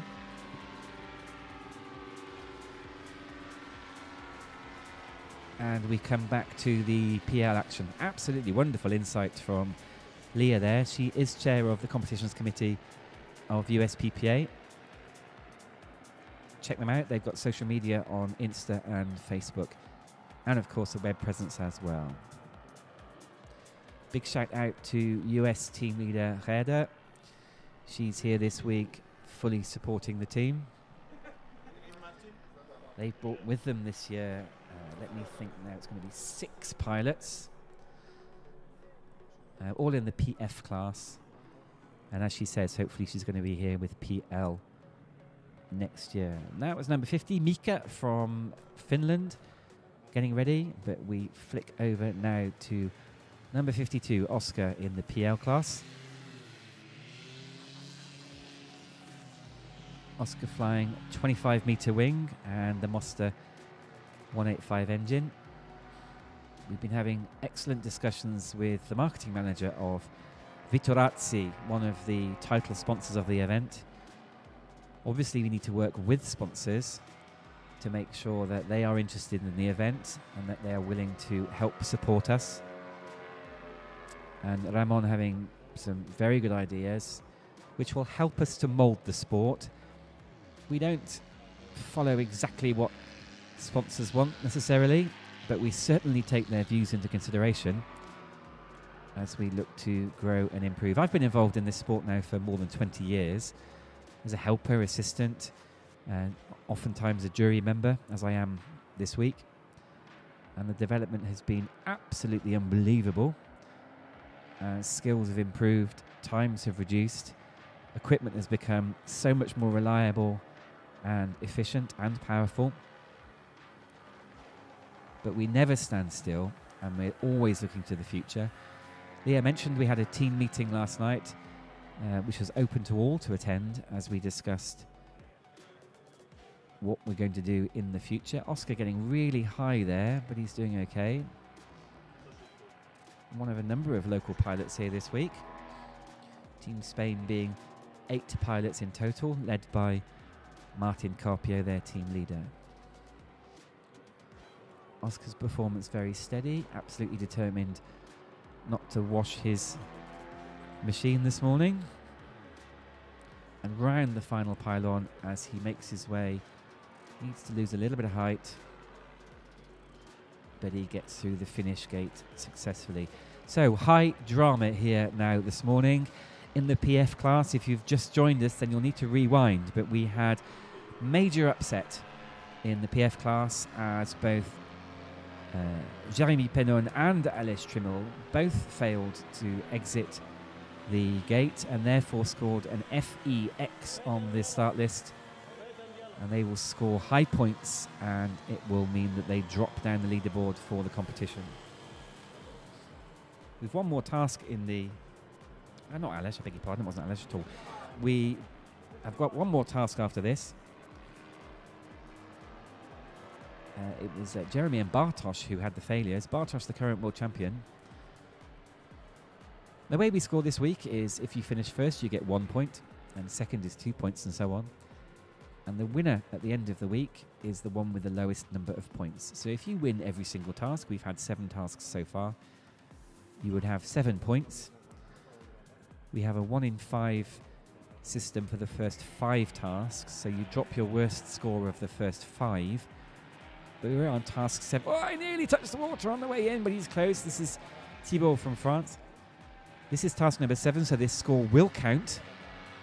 So both Bartosz and Jeremy will be counting their mistake because they both failed to exit the course and they've both dropped down the leaderboard. Thibault recovering from nearly touching the water before he started. Thibault started 16th out of the 18 competitors before this task, but it's not put him off. Concentrations levels are still high. A little bit of height there going around that pylon. Yep, and you can hear in the distance he's just backing off the throttle slightly because he's having to regain control and come closer to the water. Now coming round the last pylon in a clockwise direction, and it's a sprint to the finish. He's having to correct again, but there we are, full throttle, feet straight out on the speed bar, and Thibault continuing his progression in this week. Even from the beginning of the week, we had training sessions on Sunday and Monday, and then we started the competition itself on Tuesday, and even in that week, there's been dramatic progress amongst the competitors.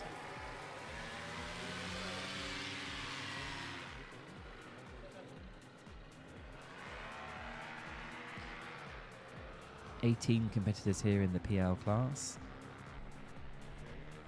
Chief Marshal Simon keeping control of what's going on, and there you can see a short runoff And we're airborne. Pilot will now go to the waiting area off on the left-hand side.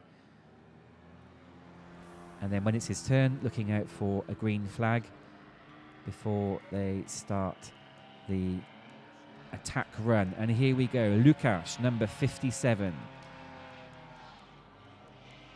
Starting 13th from Czech Republic.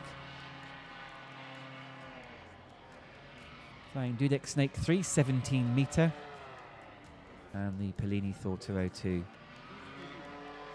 No, that's not the air, because that's my friend Mika. Mika Virolainen from Finland. So we have a start list and we try to keep to it, but for various reasons it might change. Pilots are allowed to have a fail to take off. If they try to inflate their canopy and it doesn't inflate properly, then they get a second or third go, which means that we get a change in the start list. So here's Mika. Generously sponsored by a number of Finnish companies, and you can see one there on his wing. Very strong social media presence, Mika. He's been posting videos on his Facebook page yesterday of his onboard camera showing speeds and Gs, but giving the first-person view of a competitor going around the course. So look out for Mika Virolainen on the socials, Insta and Facebook for sure. Strong supporter of paramotoring, organiser of events back in his home country. Attends air shows. But he's an amateur pilot. He's actually a policeman in real life. Former firefighter, former soldier. Used to work on F-18 jets, and he's been lucky enough to go back seat in a few jets. But I asked him, I said, which would you prefer? And he said, this beats jet flying every day of the week. So Team Qatar helping with one of their competitors to sort their wing out. So this is Lukáš from Czech Republic coming into the course now.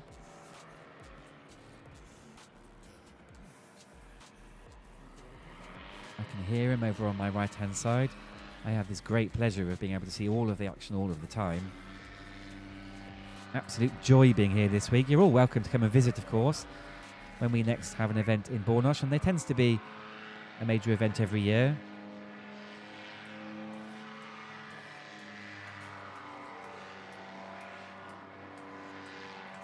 You can enjoy the wonderful hospitality and tourism of the region, as well as taking in the high adrenaline of the slalom flights as well.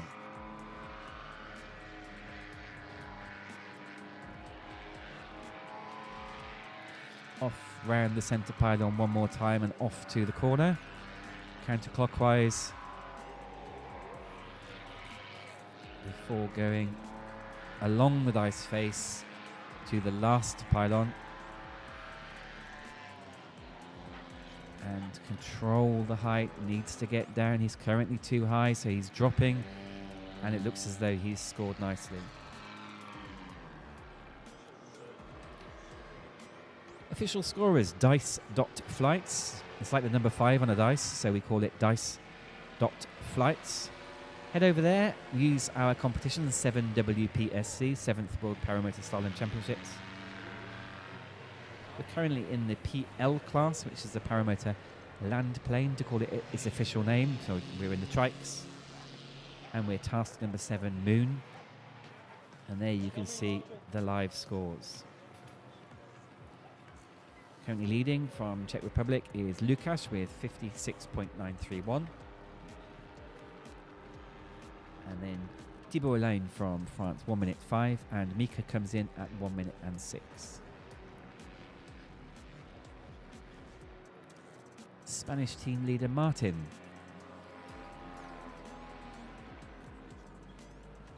Originally from Australia, Martin's been living in Spain for a long time. Teaches English, and of course flies paramotor. His ambition this week was to stay dry, to have fun, to enjoy the experience, and to grow the Spanish team for the future. And he's brought with him 7 fellow teammates this week. Martin, a highly accomplished paramotor pilot.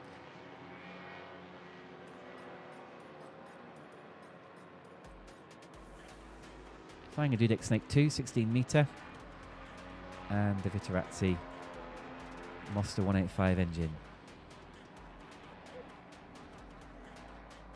Really, really lovely guy. Martin's intentions are to do everything he can for the sport,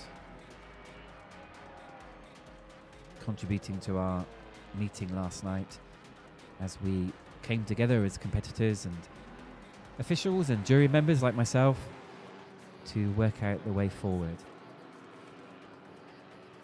Martin once again fulfilling his ambition to stay dry, say I, as we wait for something to go wrong, but no. Good stuff, Martin.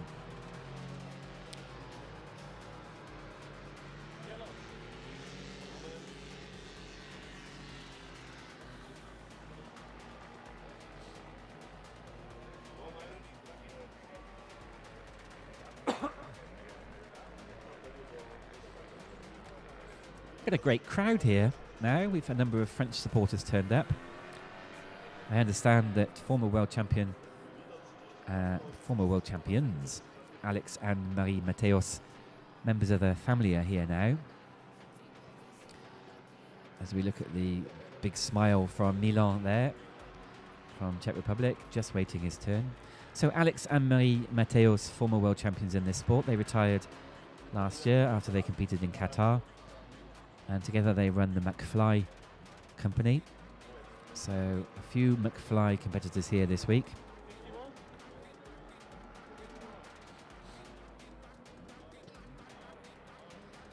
And talking of former world champions, next up,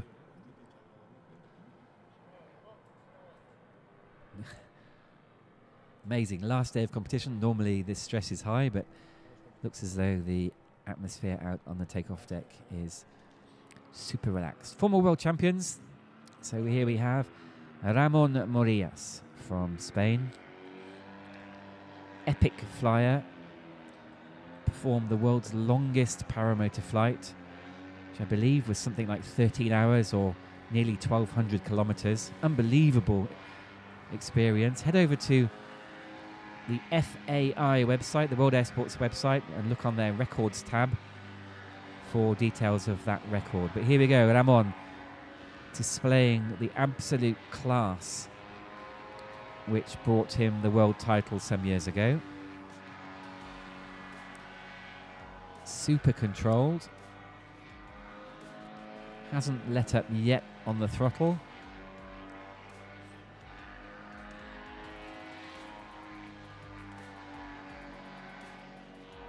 If it looks smooth, it means it's fast.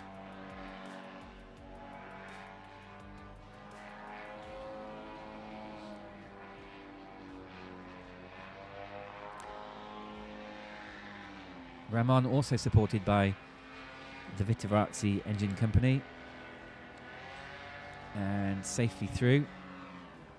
Ramon starting 11th this morning and not putting that position in danger as we look for him to improve. So currently, before we wait for Ramon's score, Lukáš from Czech Republic on 56.9, Thibaut Line from France 1 minute 5, and Mika from Finland in 1 minute 6 in third place. Ramon into second with 1 minute flat, 0.236. Our fantastic scoring system this week going to 1/1000th of a second. And you might think that's overkill, but no, we've had tasks during this week where competitors have been separated by hundredths of a second.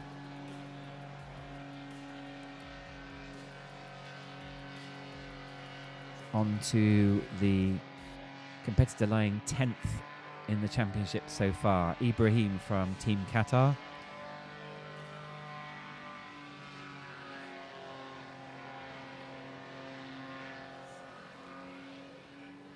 Dudek Snake 4, 16 metre, and the Sky 150.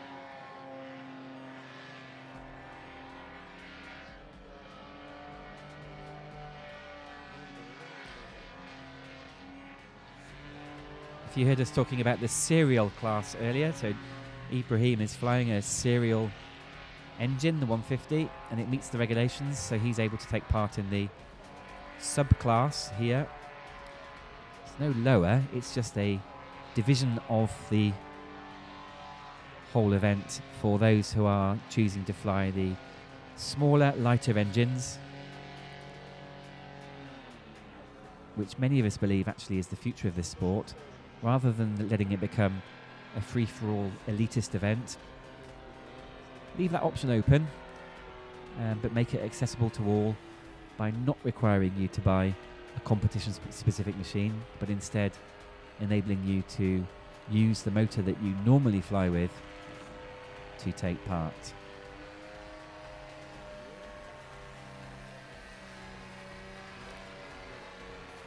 Thomas Gols from France, lying 5th at the moment.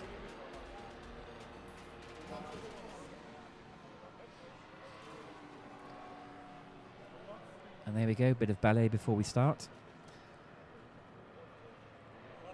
Last minute rehearsals to make sure it's absolutely fixed in your mind before the 55 seconds of drama. Next up, Michal from Team Poland, running 9th overall. Watch as we get closer to the pylons. The speeds increase, the times decrease. Look at these beautiful turns. Electing to be tight on the entry and wide on the exit because he needs to go all the way around to the top left-hand corner. Very, very slight check on the throttle. Needs to go around the centre pylon again, gaining a little bit of height there. He's back in control and just centimetres above the water. Second to last pylon, needs to go clockwise around this pylon. And a sprint to the finish. And he's through safely.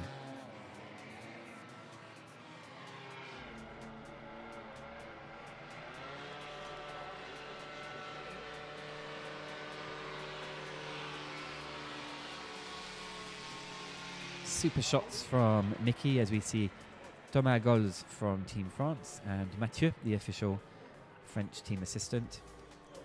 They're absolutely allowed official assistance on the takeoff deck. We leave nothing to chance. Pilots are looked over by stewards before they take off and also by team assistants, as you can see. It's only when we're absolutely happy that everything's okay that they get a green flag and they get to go flying. Bonne chance, Thomas. Vole bien, fly well, good luck. And up in the air in no time whatsoever. 8th in the leaderboard, Abdul Rahman from Qatar.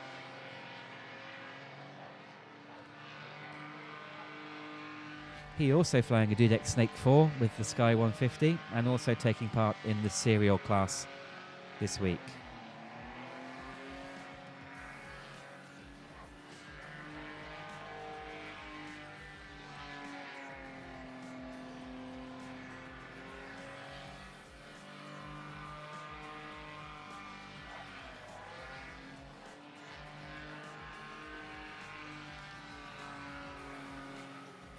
We're flying the moon pattern.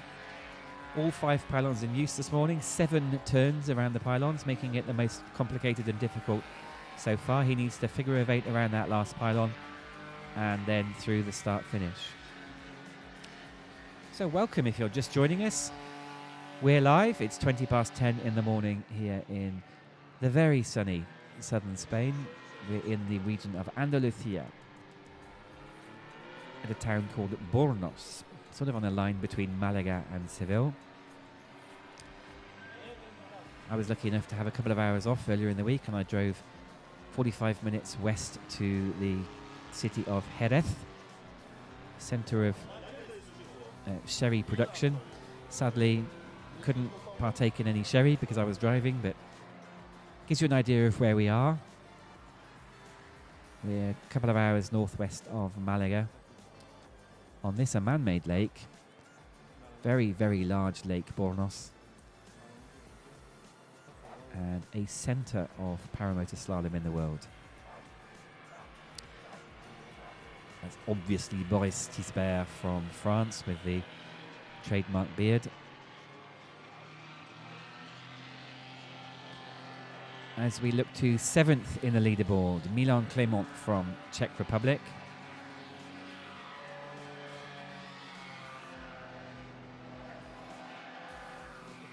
Also flying Dudek Snake 4 with a Sky Zeus 300, so not in the serial class.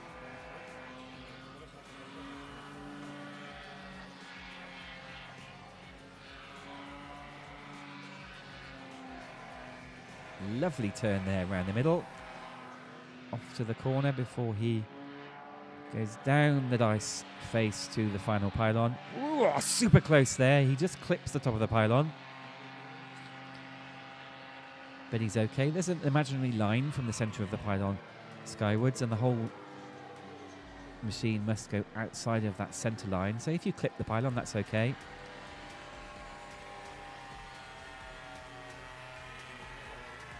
There's Boris. Good on you, Boris. Bonne chance. Boris, everything to play for. Running second at the moment.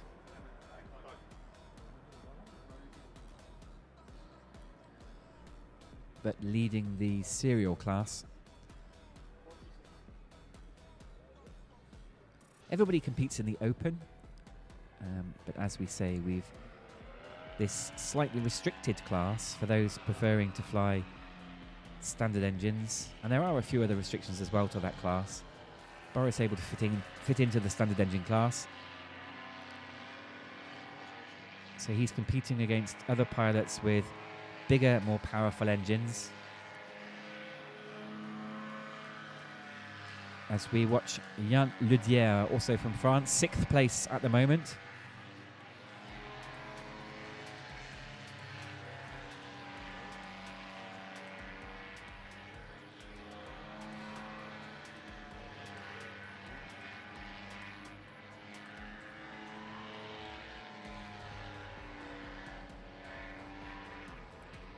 Oh, there's a little bit of a blip on the throttle of his Pellini.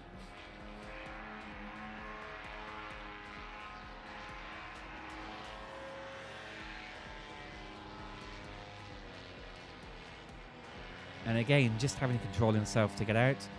If you've just joined, the pilots need to go in and out of the start and finish gates, and it has a certain height. We have a very sophisticated piece of scoring equipment. It's a timing gun, a speed gun. Same as the thing used on the 100-meter sprint in the Olympics. And it's trained on the start and finish gate, but there is a height restriction to it, which is the height of the pylons being about 9 meters or pretty much 30 feet above the water. And you have to fly within that range to record your score. And if you've been watching earlier in the PF class, there's been absolute drama as the two of the top pilots, Bartosz Nowitzki from Poland and Jérémy Pénon from France, both failed to exit the gate under the regulation height and have both therefore scored very badly, and it's caused an upset in the leaderboard this year. But we move to another Frenchman, number 48, Thomas Gols. Thomas 5th as he comes into this, the penultimate task.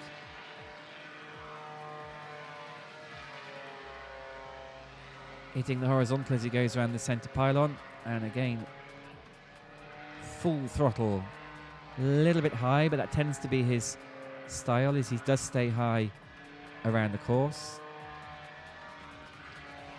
and then you can convert height for speed at the end. Going quite wide as he needs to do a figure 8 to the final pylon, and then drop down. And yeah, just checking at the end, feet straight out on the speed bar. Head over to dice.flights, dice.flights, with an S on the end. Look for our competition, 7WPSC. This is now the PL class, Paramotor Trike, or Paramotor Land Plane, that's why it's called PL. And task number 7, it's called Moon. And Thomas goes into second place with 50.852. And current leader, a mile ahead, Milan Clément from Czech Republic on 44.069. But now we come to the 4 top pilots in the world by ranking. And another magnificent character. Lying 4th, competitor 44, is Gaëtan from France.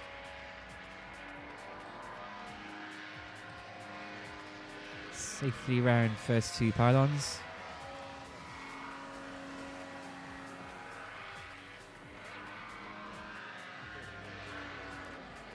Oh, and there's a bit of a correction there. He's going to lose vital tenths, but he's back on track. And we're following again in his back pocket with these amazing FPV drone shots. We are Gaëtan. We are 4th place as we are navigating the course. And safely through the exit gate. 44.069 the time to beat.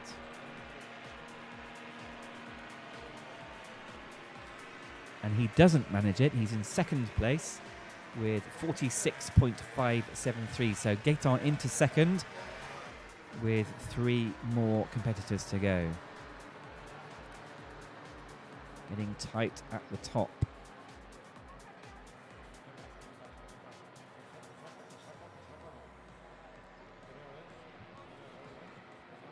Drone having a bit of a fit as it's trying to follow Gaëtan back to the start finish. In fact, no, we're following the next competitor who's been patiently waiting in the waiting area.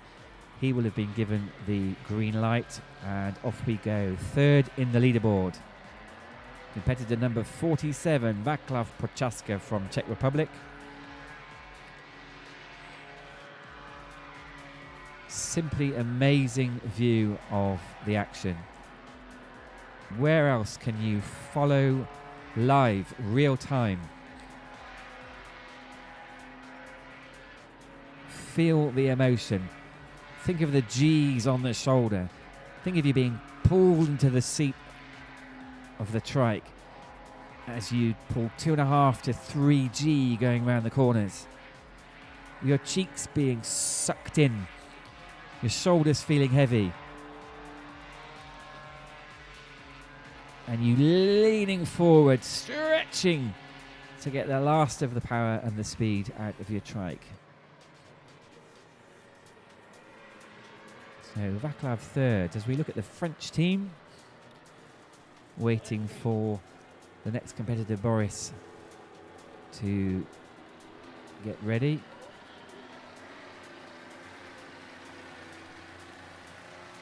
And surprisingly, Václav coming in 3rd place, 49.102. So still the time to beat, 44.069 from Milan. Gaëtan from France, 46.5, and then Václav comes in at 49.1. So running 2nd in the championship at the moment. From France, Boris Tisper, leading the serial class. What can he do in the next 45 seconds?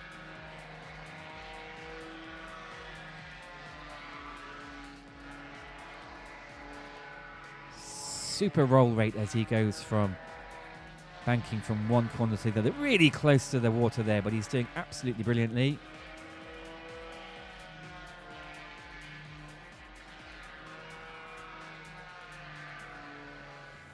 Excellent height control, gaining a little bit of height on that one.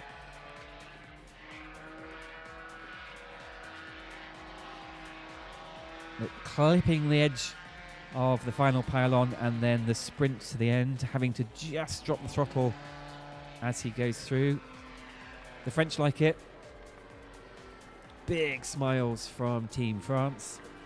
Allez la France. Everybody watching on and applauding. Fantastic atmosphere here in the camp. And Boris showing off with a few blips for his supporters as he comes into land. Scores are in. Boris coming in third place, 46.59. With Gaetan 46.57, so 2/100ths of a second between second and third place. As we go to the current leader and the last to go today, Ibrahim from Qatar.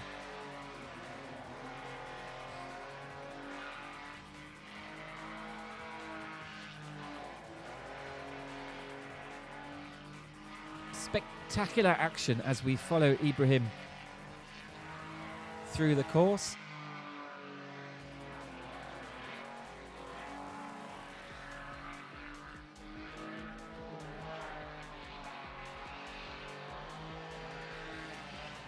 Absolutely amazing shots. Wow. It's hairs on the back of the neck time. Looks as though he got through the finish. Yep, Team Qatar are happy. But will he beat the unbelievable time so far from Milan Clément of Czech Republic of 44.0? And like I say, Gaetan 46.57 and Boris 46.59. It could barely be closer between the French. But quite predictably, they have been figuratively blown out of the water. Ibrahim leading with 43.007 seconds. He is James Bond, licensed to thrill, and he is the leader of this task number 7 Moon. As we confirm scores, in first place, Ibrahim Hussein from Qatar, Milan Clément from Czech Republic in second, Gaëtan Magnon from France in third, and just 2/100ths of a second behind, in fourth place, Boris Tispaer of France. So on the official scoring board, you can click on the PL1 class and you get the overall table. And there we can see that Ibrahim Hussein is in the lead. And as you look along the list of tasks, he's come first, second, second, first, second, first, first so far this week. And you can see a red line under the number 2 of task 2, because in the first 5 tasks, you can drop your lowest score. So Ibrahim's lowest score was second place. Not too bad a week, is it? And he's firmly in the lead with 8 points in total from the 6 scoring tasks, 7 tasks in total. Boris in second place with second, fourth, fourth, second, fourth, second, fourth just now with 18 points. And Boris leading the serial class. And then in third, Gaëtan with 28 points. If you're following along on Dice Stop Flights, you can see that Gaëtan's score is in purple. That's because he's drawing with Vaclav on 28 points. And there are many ways of determining a draw in this competition, but one of them being who out of the 2 with the same score has beaten the other more times. And I'm looking at this table and I can see that in task 1, Vaclav beat Gaëtan, so Vaclav gets the purple. But then in the rest of the week, it's Gaëtan who's been beating Vaclav. So should it finish the way it is, then Gaëtan will be in third place as a result of him scoring better than Vaclav throughout the week. Phew, time to take a bit of a break now. The action's been fast and furious all morning.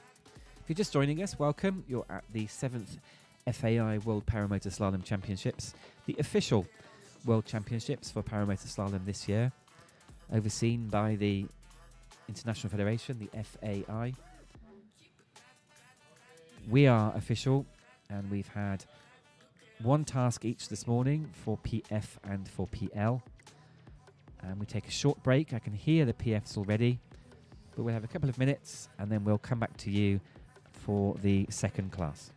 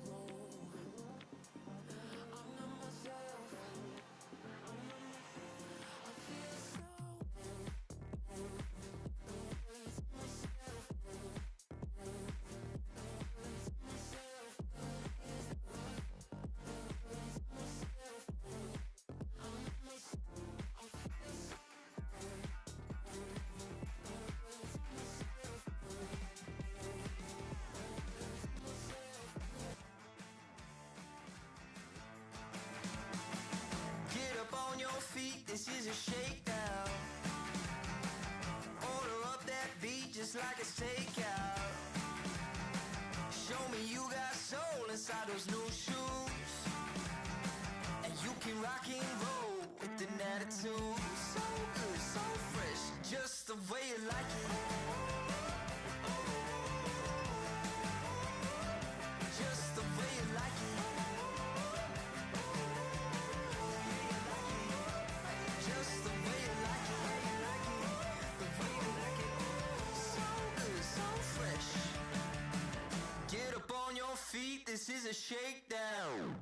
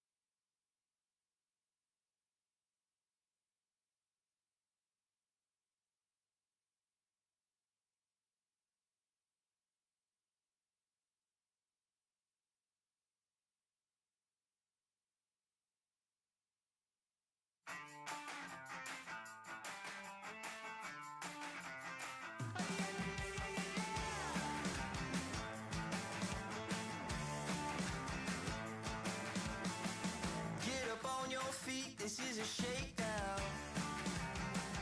Order up that beat just like it's takeout. Show me you got soul.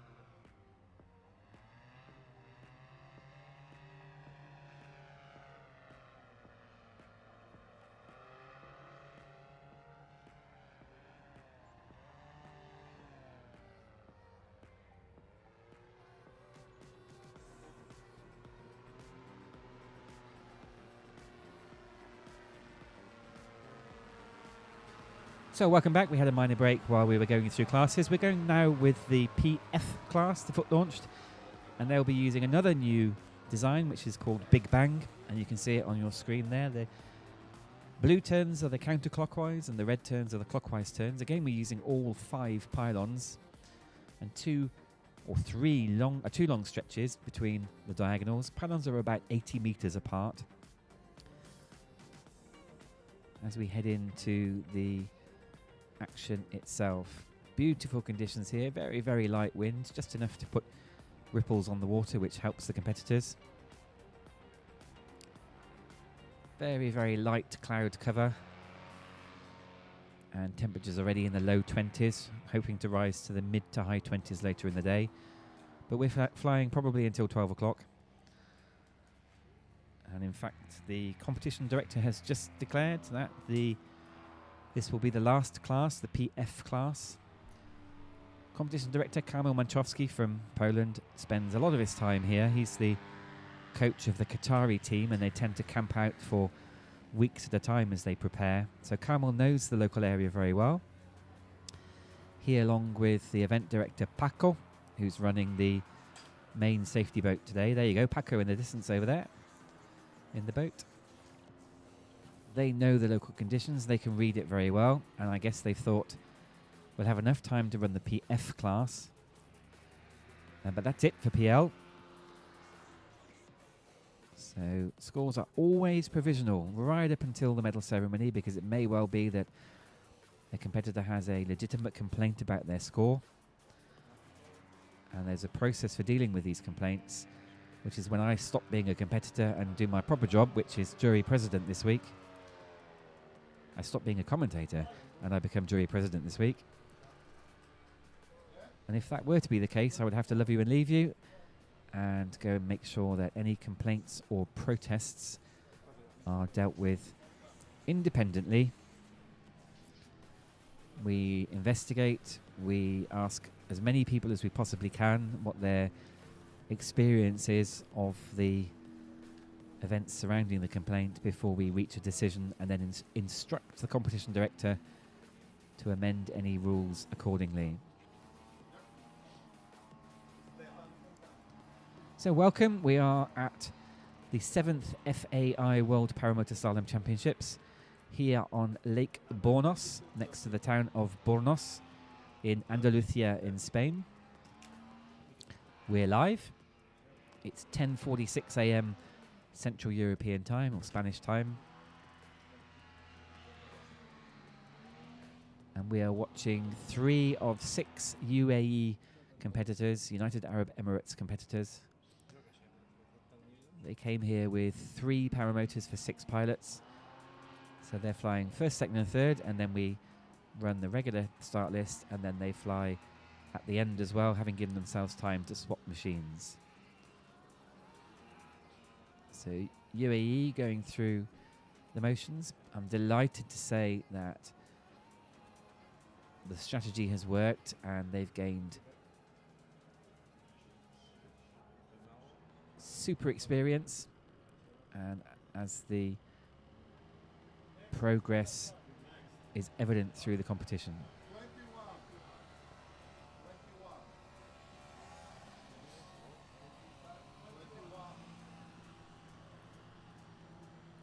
Looks like that was Steph, not UAE, but we've got UAE pilots now. So he's got a failed takeoff. He's allowed 3 of those, so he'll get to regroup, set up his wing again, and he has 2 more goes getting off the ground.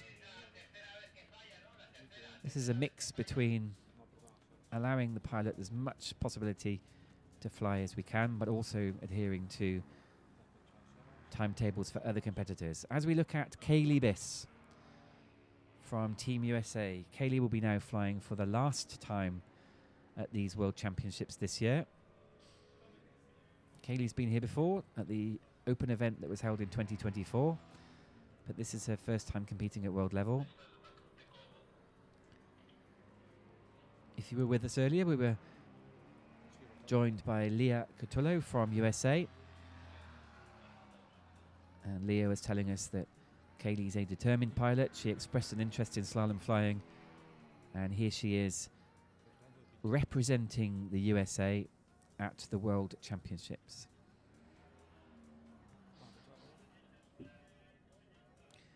The beautiful Da Vinci Disco wing, 16 metre, and Kaylee a Viterazzi pilot flying the 185 Moster.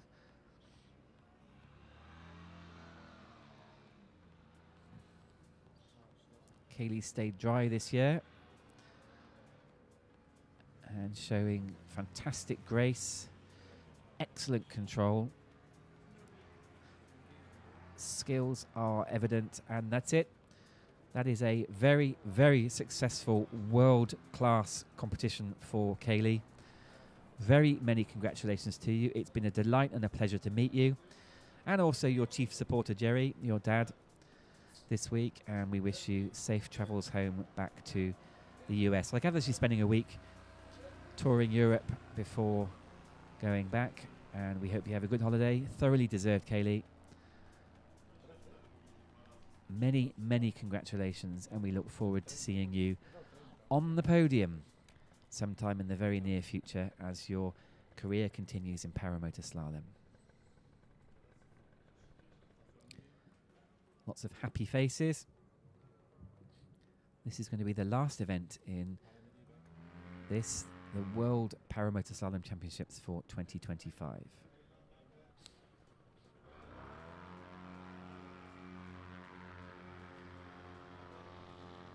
Great weather conditions.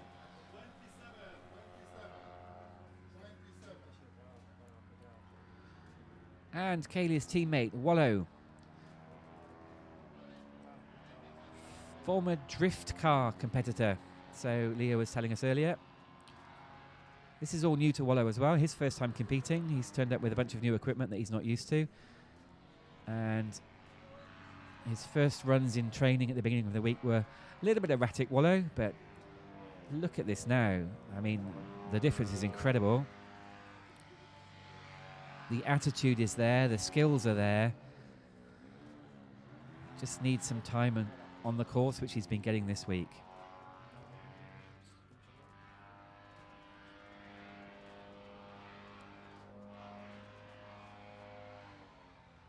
Wallow supported by his wife, Ariana, and he's told me he's dedicated all of his flying to her.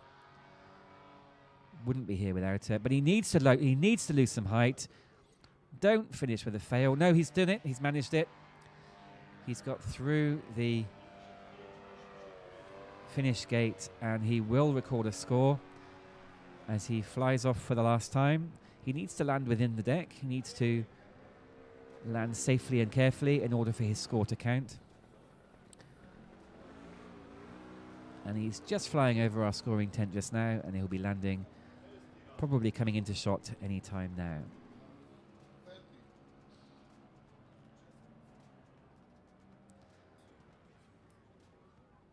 The wind is dropping and the lake is turning into a mirror, which isn't good for competitors. So you'll see the safety boats circling round as they deliberately create disturbance on the surface. As we watch from Spain, Carlos Tirado. Carlos experiencing a bit of drama yesterday. We had the racing teams event, which is a relay event with 3 competitors from each nation, and Carlos represented Team Spain, but he had a collapse and he went swimming. So he joined the elite Bornos swimming club, but he flew quickly afterwards and he stayed dry, and he's staying dry again this time. Says I should shut up really, shouldn't I?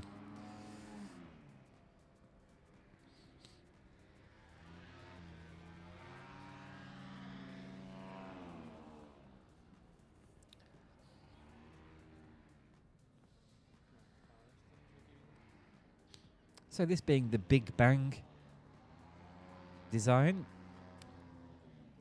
enter through the start gate, turn left around the left-hand pylon to the center and go pretty much all the way around the center to the bottom right-hand pylon, and then across diagonally to the top left-hand pylon,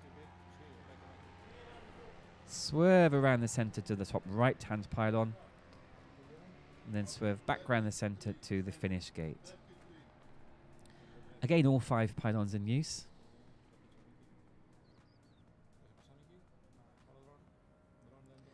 Five full turns, 2 half turns, 7 turns in total. And a collapse. And we have the shout of agua, agua, agua as the pilot drops into the water, and the 2 safety boats I can see already speeding over to the pilot.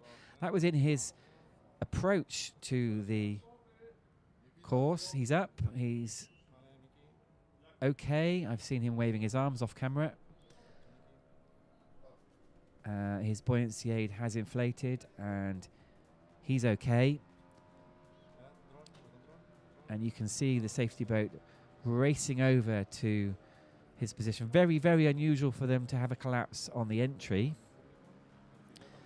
You can see he's probably 100 meters away from the start gate, but already you can see big red orange collar around the competitor, and he's up. He's given the thumbs up. And the 2 safety boats are there in no time. The one on the right led by event director Paco. So they will first check he's okay, and he's absolutely fine. And then they will start the task of rescuing the canopy.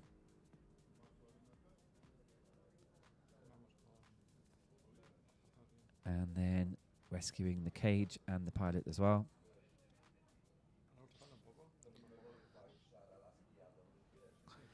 So the safety protocols kick in and all other pilots are told to land as we focus entirely on the recovery from the water of the competitor. They're helped out of their harness and then they are freed from the paramotor, and the safety rescue team, very, very well experienced team.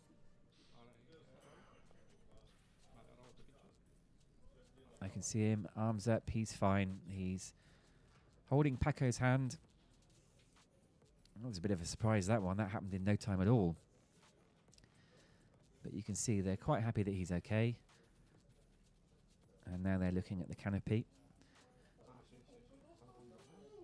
And this is Tim from France, Tim Stengel. Had a great last run, but for some reason suffered a collapse on the way in this time. He's going to be shaken up, of course he is. I mean, I'm making light of this, but that was a dramatic drop in. So he's just taking his time. There's absolutely no rush. We will give him all the time he needs to make sure he's okay. And once he comes back on shore, he will be checked out fully by the 2 medical teams. And he won't be let go until they're absolutely sure he's okay.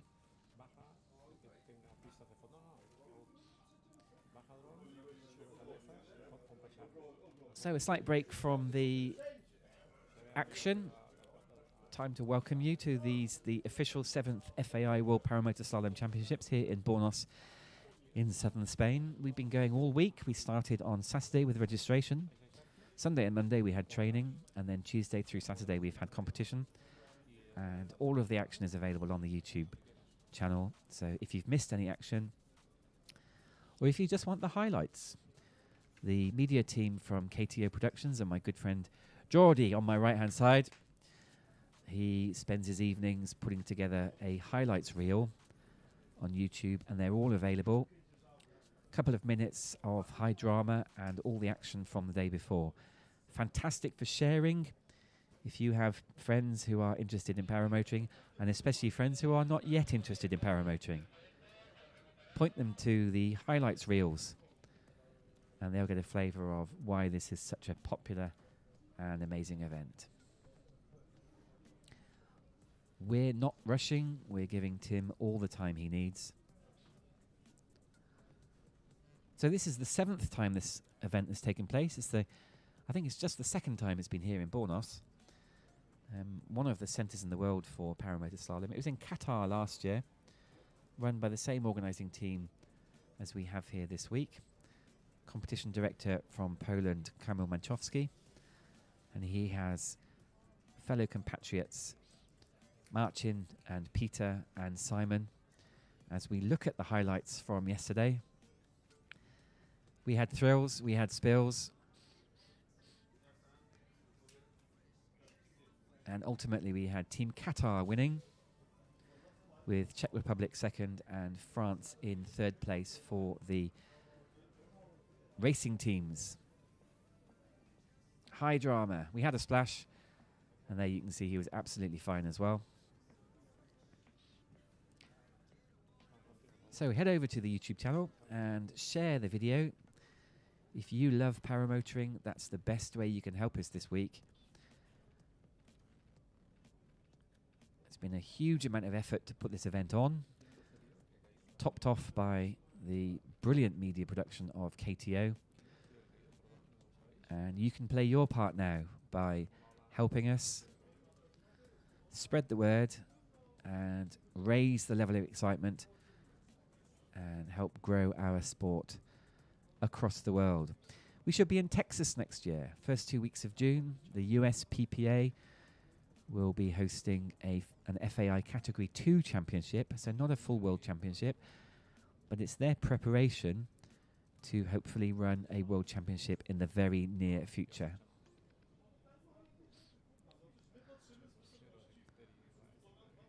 So recovery done, Tim's okay, and they will now head back to a very concerned group of French supporters, and there you can see some of the medical team, and there are 2 fully equipped medical wagons, and from experience they tend to take over and they say, "Hey, my patient now, please move out the way, give them room, give them time." But it all looks good. So you can see the rest of the setup there on the right hand side. There's some more team tents, and then the big white tent in front of you is the tent for all of the competitors. As we follow the Organización, as they drop the nose of that specialist boat. And there's Tim, he's up, he's walking. Medical crews say, "Look, you're ours first." He's okay. Smile on his face. And even though he's walking, they're going to be absolutely sure that he's okay. He's standing there, I can see off screen saying, "No, I don't want that bed, I'm fine. I just want a clean pair of socks." Excellent service from the Cruz Roja, the Red Cross, all week. And I'm pleased to say there's been no injuries. There's been lots of people getting wet. We've had a number of people so far, maybe about 10, I guess. Certainly on the first day when people were overcooking it a bit. But there you can see he's being looked after. Over on the right-hand side, 2 tents with a spiked top. That's where we are. In fact, I can see my feet. And you can see Sebas, sitting out in the front with his camera, helping to bring you the amazing shots that we have here this week.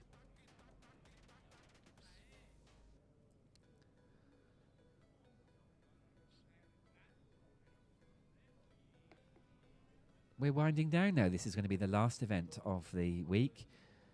There'll be a number of administrative duties to be done before we have the ceremony later on this evening. But we're flying the Big Bang design. You can see from the start gate we go to the bottom left pylon. The blues are counterclockwise, so counterclockwise around to the center pylon, counterclockwise around to the bottom right pylon, and then clockwise round to the far top left pylon, clockwise round back to the center, and then a half turn to the top pylon, another blue, and then back around the center to the finish. We've got official scorers this week, supplied by dice.flights. Because it looks like the number 5 on a dice, we call it dice flying. Head over to dice.flights, pick our competition, 7wpsc.com, and this is the PF class. It'll be task number 8 now, called Big Bang.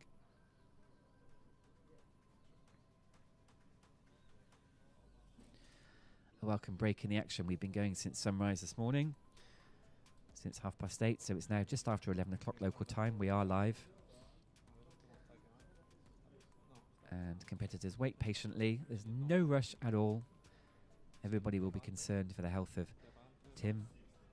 No, we're not in a rush. Absolutely loving being here. This is the beautiful town of Bornos in Andalusia. Near perfect conditions, just very light wispy cloud.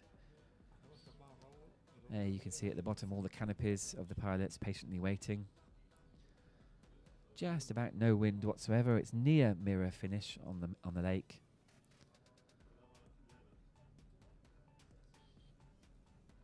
As pilots are making last preparations before getting to the air.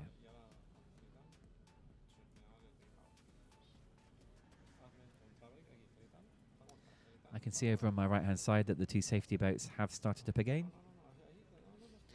And they are moving out into the centre of the lake, so we'll be off again in a couple of moments.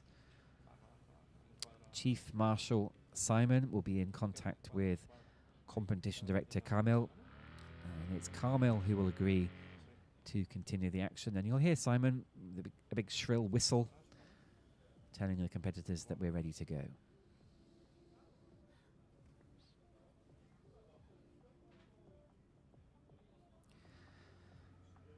So we've talked about the competition organisers. They are one part of the team that puts this event together, but we are certainly very grateful to our sponsors this week. Genuinely, without your help, we wouldn't be able to put this event on. And first in the sponsors list is the engine manufacturer Vitorazzi, with their marketing manager Ramon here showing support. Vitorazzi supporting the event and also supporting a number of competitors individually. So thank you very much indeed, Ramon, and the rest of your colleagues at Vitorazzi for your generous support. Also, I've just seen him actually, Carlos from Liberty Paramotors. Carlos, a strong supporter as well. You buy their products and in return they give back to the community, helping to grow the sport but also supporting this event. And in the canopy category we have Dudek Paramotors and Wojtek Domanski over in Poland. Wojtek, if you're perhaps taking an unusual day off from work and you're watching the feed this morning, hello to you. I miss you very much. Look forward to seeing you again soon, and thank you again to Dudek Paramotors for your support. Of course, the other two who are helping here this week are Dice.Flights, the official scorers, and KTO Productions with Jordi Camadons, doing an amazing job. Jordi running the control board all on his own. He does have 6 hands. He genuinely does have 6 hands in order to be able to control all of the action that we see today. And he doesn't stop talking all day. I can hear him guiding the next shots that you're going to see. I want you to do this, I want you to do that, with Sebas on the static camera and Mickey on the walkabout. We also have a licensed drone operator bringing you these wonderful drone shots.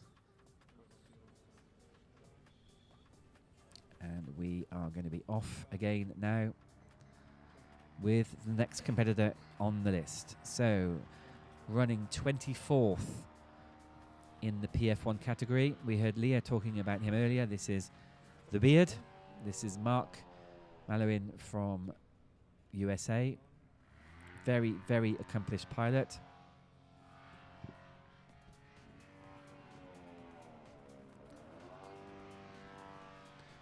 Mark in the serial class.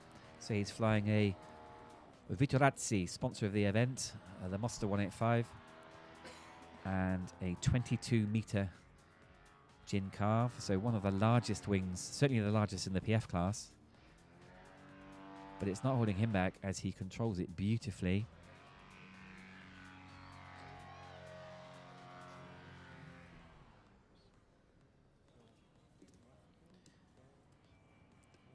Just coming off the throttle to control his height and going through the finish gate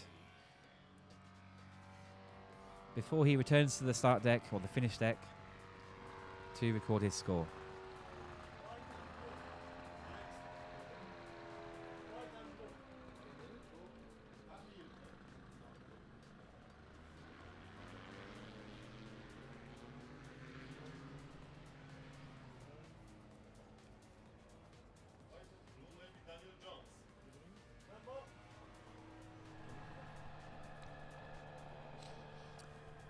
So we have a start list, but it may not be followed for various reasons. Even if competitors take off in sequence, it may be that for some reason in the waiting area the sequence changes. So every single time a pilot comes in, we have to identify them. And it's a combination of style and wing colour. But we've got the next one in our sights, and it's going to be the UK competitor. From the United Kingdom, it's Dan Jones. Dan's first time at world level. Flying a dudek walk 2, 18 metre. Dan, an excellent pilot back in the UK, record setter. Absolutely loving the experience. His goal was to have some fun and learn, and he's most certainly done that. Way, a bit of a collapse, just a slight twitch of the canopy, but he's absolutely fine.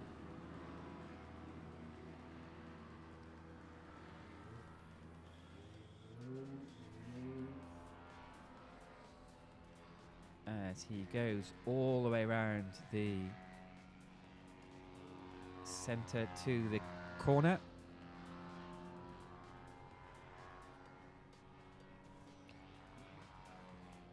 And now he's looking for max speed as he enters the exit gate. And he's off and away. Very, very successful one by Dan. No, he's not asleep. He's psyching himself up.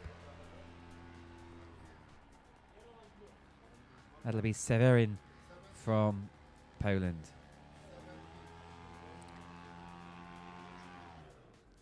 It's all to play for, this being the final task of these official World Championships 2025. Head over to dice.flights and there you'll find the league tables of who's in the lead. We're currently following the PF class, and the PL class is now over, so they are still provisional, but it looks as though Team Qatar with Ibrahim has won, and Boris and Gaetan second and third in French from the French team. And here we have Morgane Planton, one of 3 female competitors. Morgane, the current world champion from Qatar last year.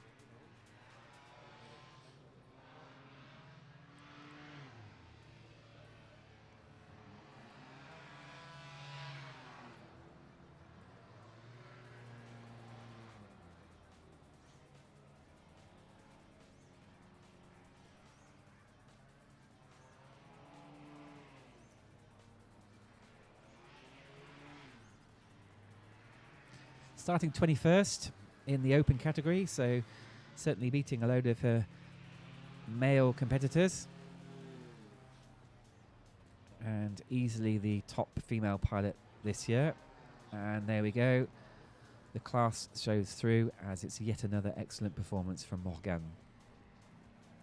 Here with her husband Cyril, who we'll see a bit later, and their 2 children. It's a family outing this week to the World Championships.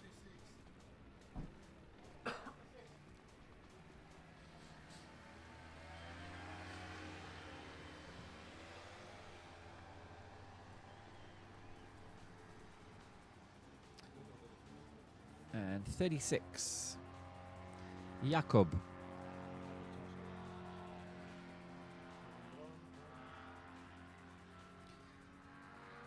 And Morgan going into the lead with 52.28 seconds. In second place, teammate Stefan, 53.79. And then Wallo from USA, 55 seconds, making it 1, 2, 3 so far. We're in reverse championship order, so I hate to say slowest because none of them are slow. The least fast goes first, and then the fastest goes last.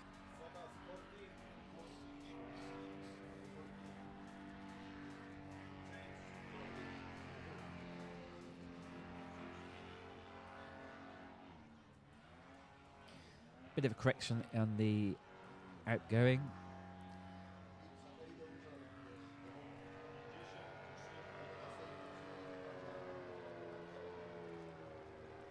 A bit of a late identification, but that was number 14, Javier from Spain, needing to beat 52.28 from Morgane, which he does indeed, and he jumps into the lead on 50.622. So current leaderboard, Javier Lopez from Spain, Morgane Planton, female competitor from France, and Stéphane Fontana in third, also from France.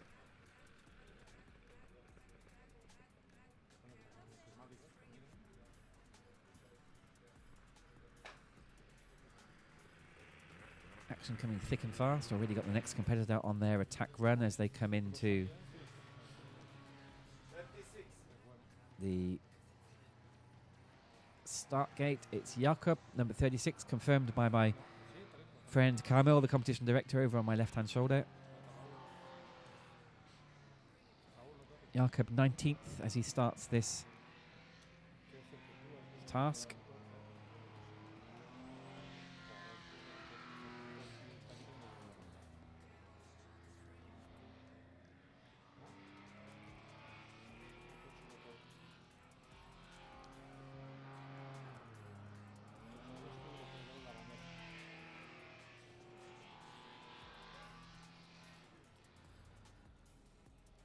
And Jakob, I'm just waiting. Safety through.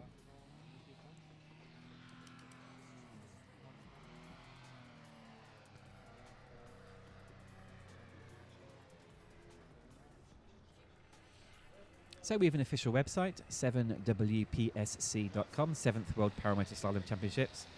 There you'll get a list of all of the competitors, along with information about the event and the rules. If you click on the rules, you can download a copy for yourselves. And there we have the task catalogue, so you can see for yourselves the diagrams of all of the different patterns that we're running. And we're running Big Bang at the moment.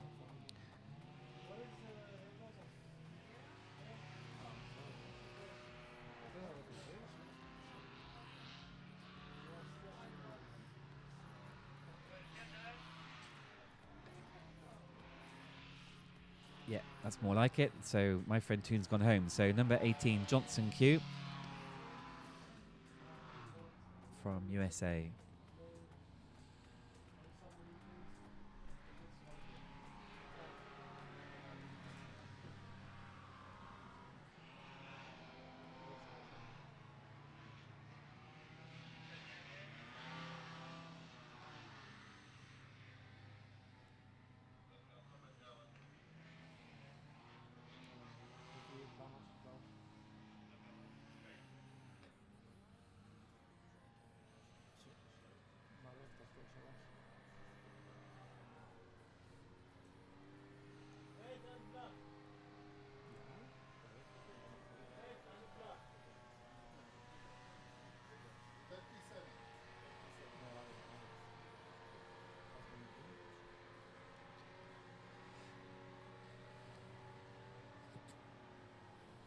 Johnson performing absolutely brilliantly there and putting in 46.46.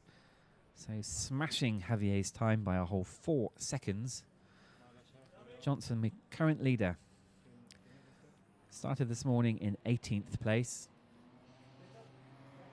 And that score won't do him any harm whatsoever. The way we score is you get 1 point for coming first, 2 for coming second, and then the pilot with the lowest number of points at the end of the week is going to be the winner. And that's coming up very soon. I'm very sad to say it's been an absolutely amazing week here this week.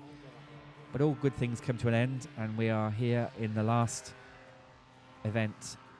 The PF class, task number 8, called Big Bang. Over on dice.flights, the official scorers for the week.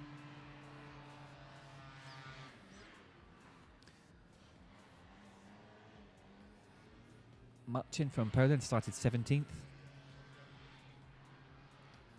Stretching on the speed bar as he needs to get max power, max speed.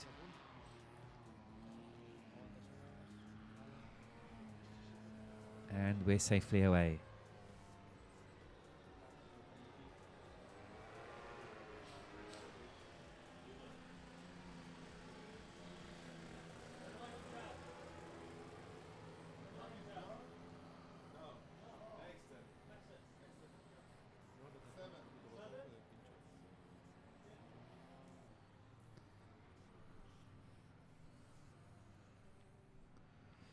Big thumbs up from Bartosz, big smiles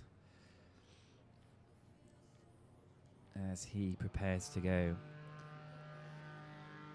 So Bartosz was running 4th, but after the mishap of the last task where he failed to exit He's now dropped down to 7th overall, but we'll go back to competitor number 7, Mohsen from Team Qatar. Started 15th this morning.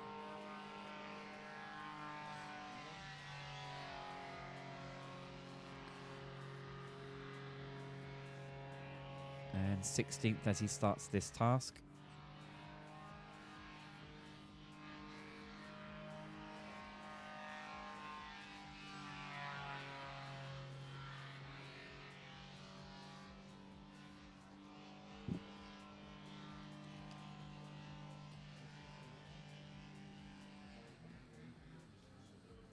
And looks good for me. Looks like Cyril to me. Yep, Cyril Planton from France. Cyril lying 3rd overall. And the very colourful character of Ryan Goker from USA. 26 years old. Last time I looked, he was 3rd in the serial class. And you can head over to Dice Stock Flights, and you can pick PF1S, which is the serial class, and indeed he is still in 3rd place with just 1 to go. Back to the action, and Carol.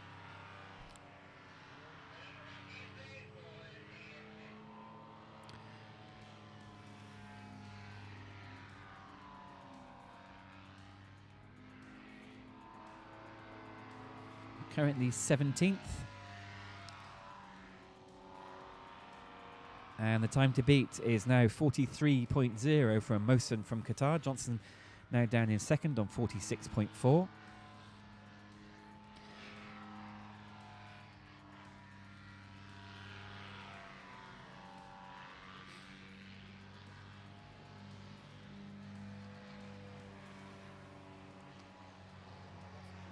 And a pretty flawless display from Carol.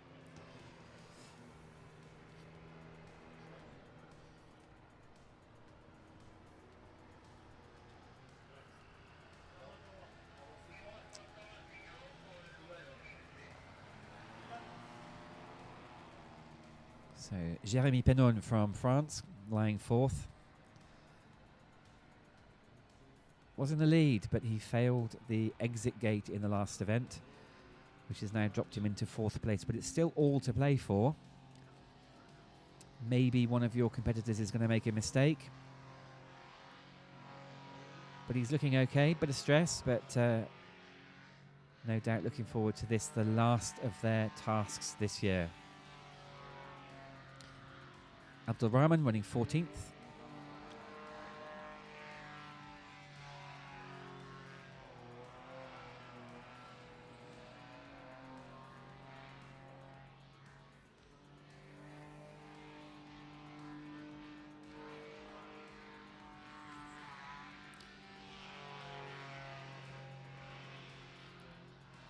Very distinctive Sky engine. And standing up to get the absolute maximum power, and he'll be eyeing up his teammates' score at the time being. It's 43.04 to beat, and he does just that with a time of 42.059. Abdul Rahman from Qatar now in the lead.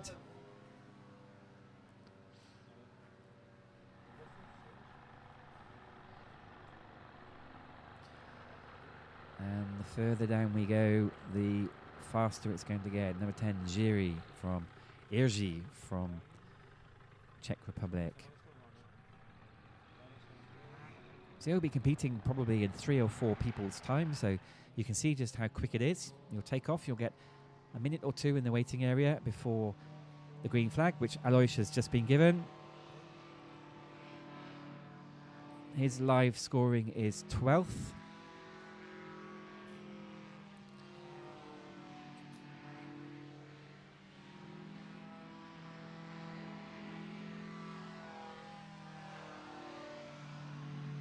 Absolutely full throttle now. I don't expect any of the competitors to be letting off, only if they make a minor mistake. But no such thing so far. beautiful turn as he comes into the start-finish. There we go, little flip just to make sure that he stays in low enough. And number 12, Alois, closes off his World Championship this week with yet another very solid performance. The time 42.059 to beat.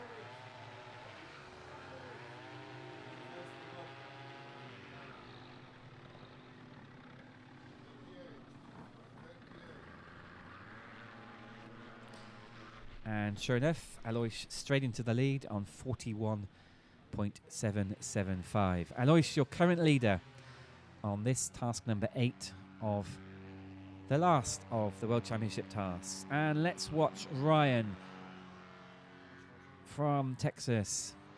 We know that his dad Dave is going to be awake. It's going to be 3 in the morning in Texas. Come on, Ryan, you've made him proud before. Let's make him proud again. Excellent skills. Ryan flying one of the serial engines and getting the look at that turn, getting the maximum out of it. You wouldn't believe it, he's new to this event. This is the first time he's competed. And flawless. Dad's going crazy. He's jumping up and down on the couch. He's screaming and shouting, and so he should be. Amazing performance from Ryan.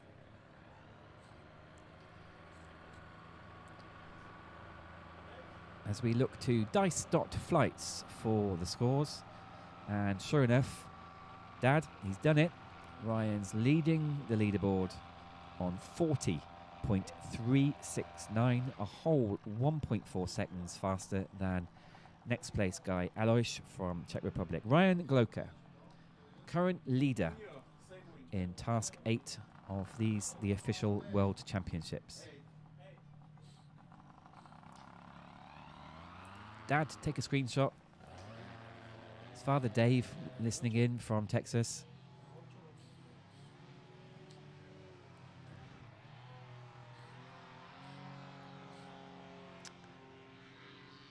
It's getting tough now. We're on to currently number 8 in the leaderboard. Thomas Mignot from France. Oh, having to correct there, so he's going to be losing time. But he's back on it.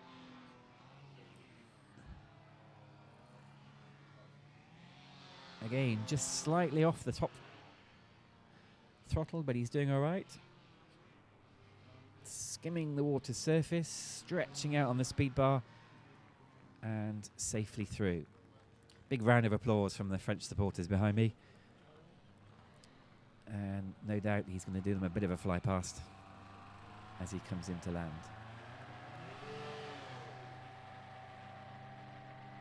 I can hear the screams and the shouts from the French team supporters behind me, and sure enough, he's giving them an eyeful as he flies straight in front of them with a big grin on his face and waving.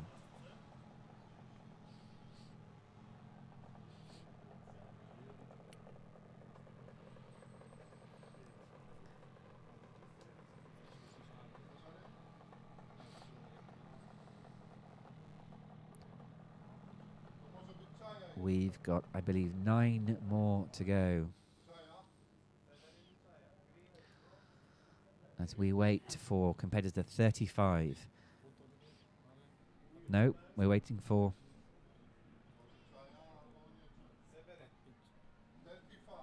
competitor 35, Severin from Poland, lying 9th.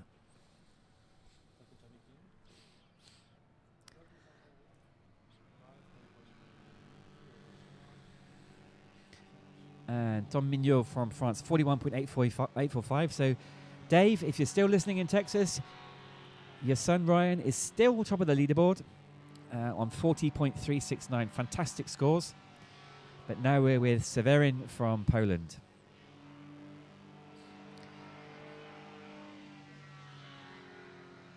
Another young pilot, not much experience with us in World Championship level, so a real pleasant surprise to see just how good he is. Look at that. Certainly a star for the future, but also starring today as well. Standing up straight, going as fast as he can.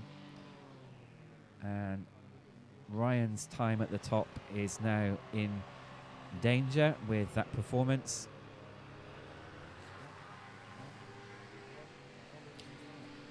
I speak too soon. Severin 40.620. I can just imagine the atmosphere back over in Texas with Ryan's dad, Dave. Ryan still 40.3, still in the lead. And deservedly so.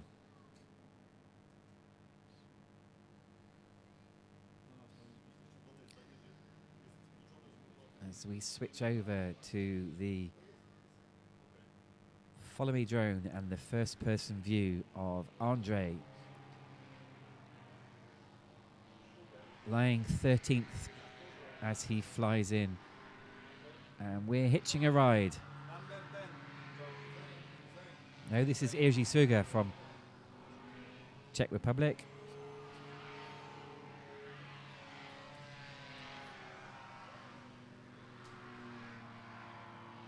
Let's go with him. Let's pull the right hand down as we turn right, and we need to flip over, pulling the left as we go left. Feel the G's as you're being forced into your harness. Lining up the next pylon. And he just needs to correct because he needs to go through the red and the yellow buoys. So a couple of minor errors. Is that going to have cost him? And it certainly did. He's coming in third, 41.702. So the Texan party continues. Ryan remains top of the table on 40.369 as we go down to, I reckon, about 7 more pilots.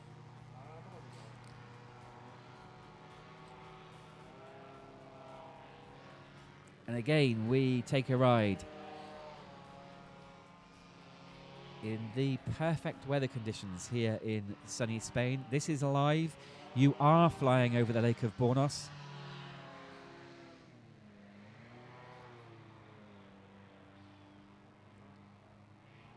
And just a little correction, that's going to have cost vital tenths.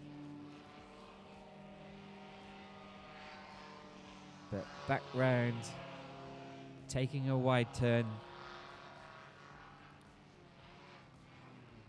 And then into the finish. And again, it's vital to remain under the 9-meter height. And Andre safely completed his World Championship for the year. Carrying number 1 on the helmet is Bartosz, World Champion from 2024. Made an error in the last task and didn't exit the exit gate. And it's dropped him down into 7th place overall. Big thumbs up from Paco, event director.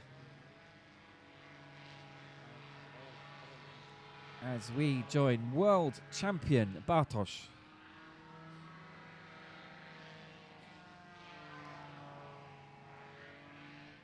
Going wide to cut tight, flips round.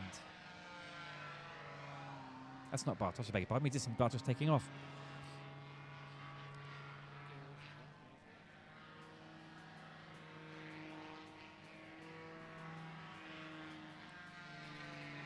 Carving turn as he then lines up for the finish. It's all getting too much for me here.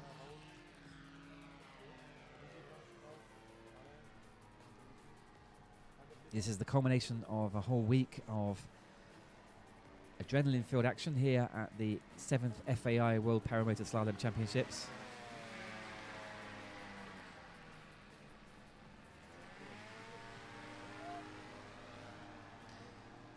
Number 5, Asa from Team Qatar, getting the help that he is entitled to get as we go over to Lubos.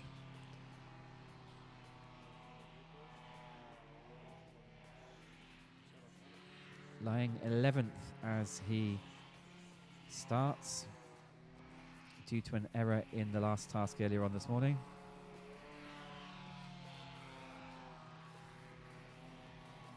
So will he be error-free this time round?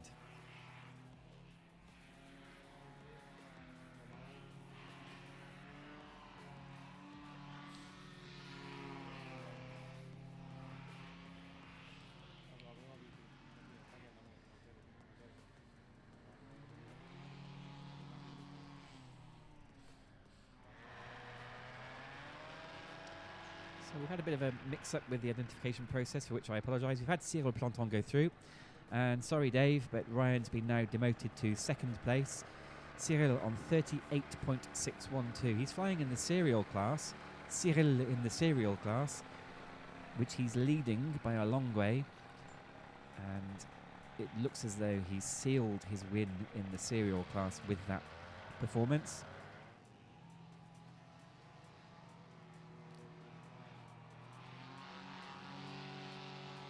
And off we go with number 6, Saeed. Second place as he starts.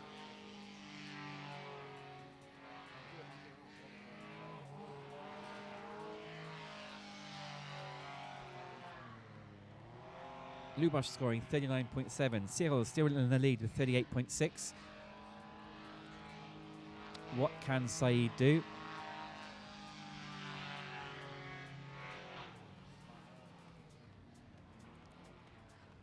It's looking quick to me.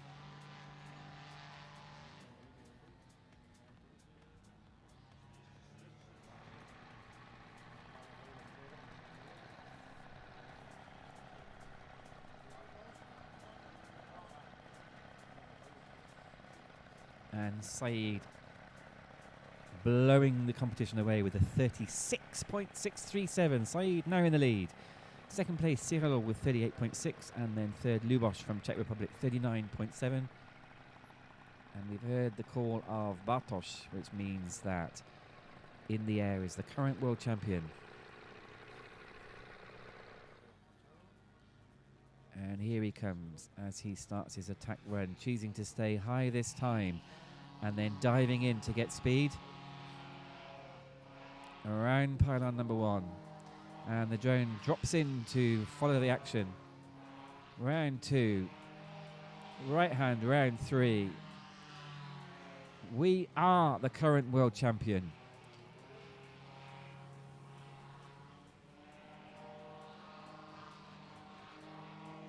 That'll be the chicane around the centre, around the edge, and then another chicane. Oh, just correcting himself, getting super close to the water, and then stretching out to make sure he gets through the start-finish. That must be the quickest time so far. Currently, Saeed from Qatar, 36.6. Cyril from France, 38.6. Lubosh, 39.7.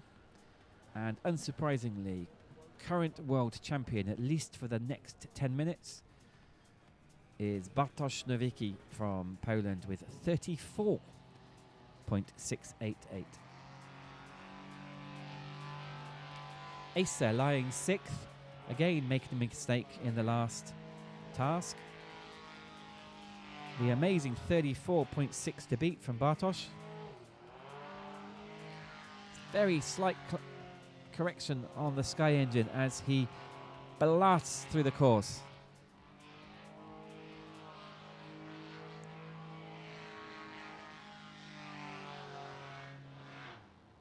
And another correction, but he's uncharacteristically pulled off the full throttle a couple of times that round. So we have to head to dice.flights to see what his score was. And sure enough, those little blips will have cost him the vital less than 2/10 and puts him in second place on 34.843. And Bartosz stays top, 34.688. Third place, Saeed from Qatar. And then Cyril from France, Lubosh from Czech.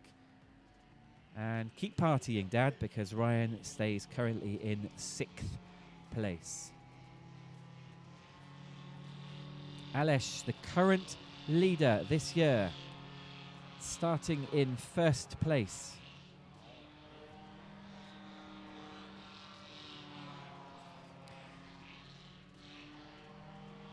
He needs to not mess up, but also post a fast time. It's all to play for in the PF1 category.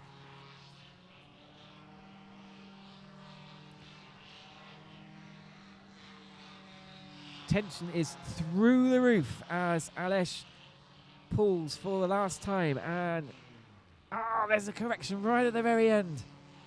And has he made it through the exit gate? I think he has. But we saw major upset in the last task, with several of the top competitors failing to score. And Aleš coming in third on 35.466. So Bartosz remaining 34.6 in the lead. Asa 34.8 and Aleš third on 35.4. With the last of the elite competitors to go.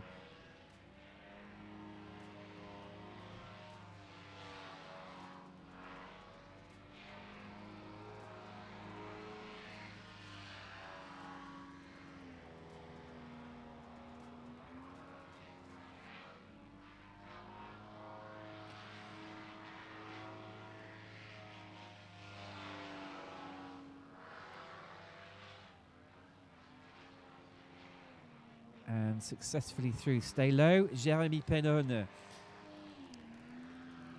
was first overall this morning and ended up fourth before starting this because of his mistake in the last task. And Jérémy concludes the elite action and he goes straight into the lead on 34.638. Bartosz second, 34.688. So 5/100ths of a second between first and second place. And then 34.843 for Asa. So scores are still provisional, but the overall scores now showing in the open class. In first place and in gold medal position is Aleš Trimel from Czech Republic with 17 points. Second is Saïd Malhia from Qatar with 31 points. Third is Cyril with 47. And his teammate fourth, Jérémy Pénon with 48 points. So your gold medal winner and overall champion in the open class is Aleš Trimel from Czech Republic. Silver medal goes to Saïd Malhia from Qatar and bronze to Cyril Planton. In the serial class, so those flying with serial engines, first place, Cyril Planton from France. In second, Severin Sobczak from Poland. And Dad, get ready for this, in third place, all the way from Texas, USA, it's Ryan Gloker, bronze medalist in this, his first ever World Championships. So serial class, Cyril Planton from France, gold medal and world champion. Severin Sobczak from Poland, silver medal. And Ryan Gloker, bronze medalist in the World Championship 2025. Earlier on we saw the PL class, and again still provisional but pretty much confirmed. The scores are Ibrahim Hussein from Qatar, winner with 8 points. Silver medalist Boris Tispayer from France with 18 points.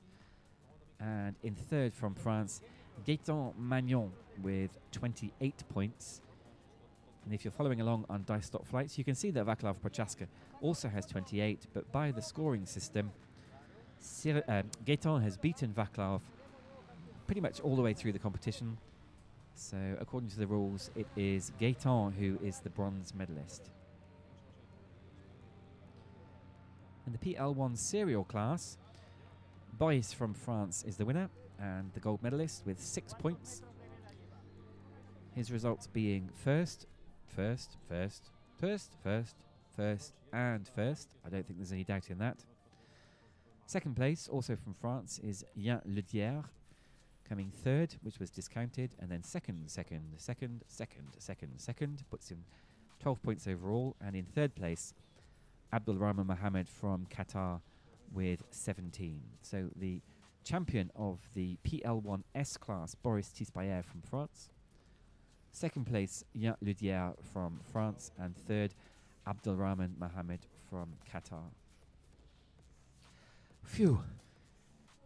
Time to take a breath. An amazing morning's action. That's it now. We are concluding the flying, and we are back later on this evening for the closing ceremony, which will be brought to you live from KTO Productions and my friend Jordi Camardons here on my right hand side. This has been a fantastic week as we reflect on the thrills and the spills and the excitement. Don't forget the highlight reels here on our YouTube channel. Like them, share them, send them to your paramotor friends, and especially send them to your non-paramotor friends, so that we spread the news and we rejoice in what has been an amazing week's action, as I head off now to go and congratulate the new world champions in the PF and PL classes.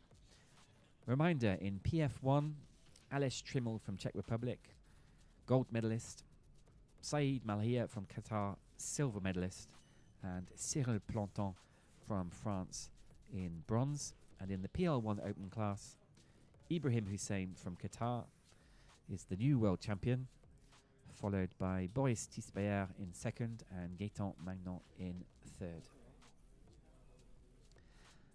So that's it from Bornos in southern Spain, in Andalusia. This was the 7th FAI World Paramotor Slalom Championships. I've been your jury president and also helping you to understand what's been going on this week. My name's Rob, and I'm going to be the one overseeing the closing ceremony later on this evening. We hope to see you there. Until then, it's goodbye from us.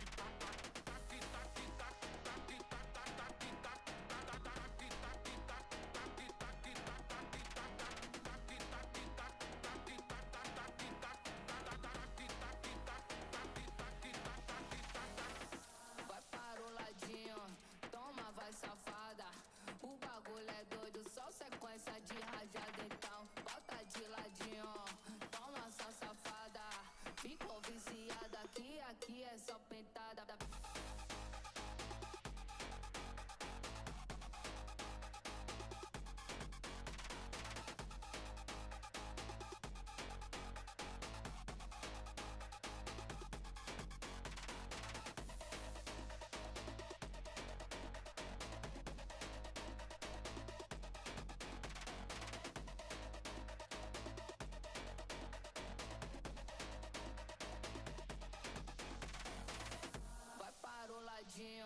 Toma, vai safada.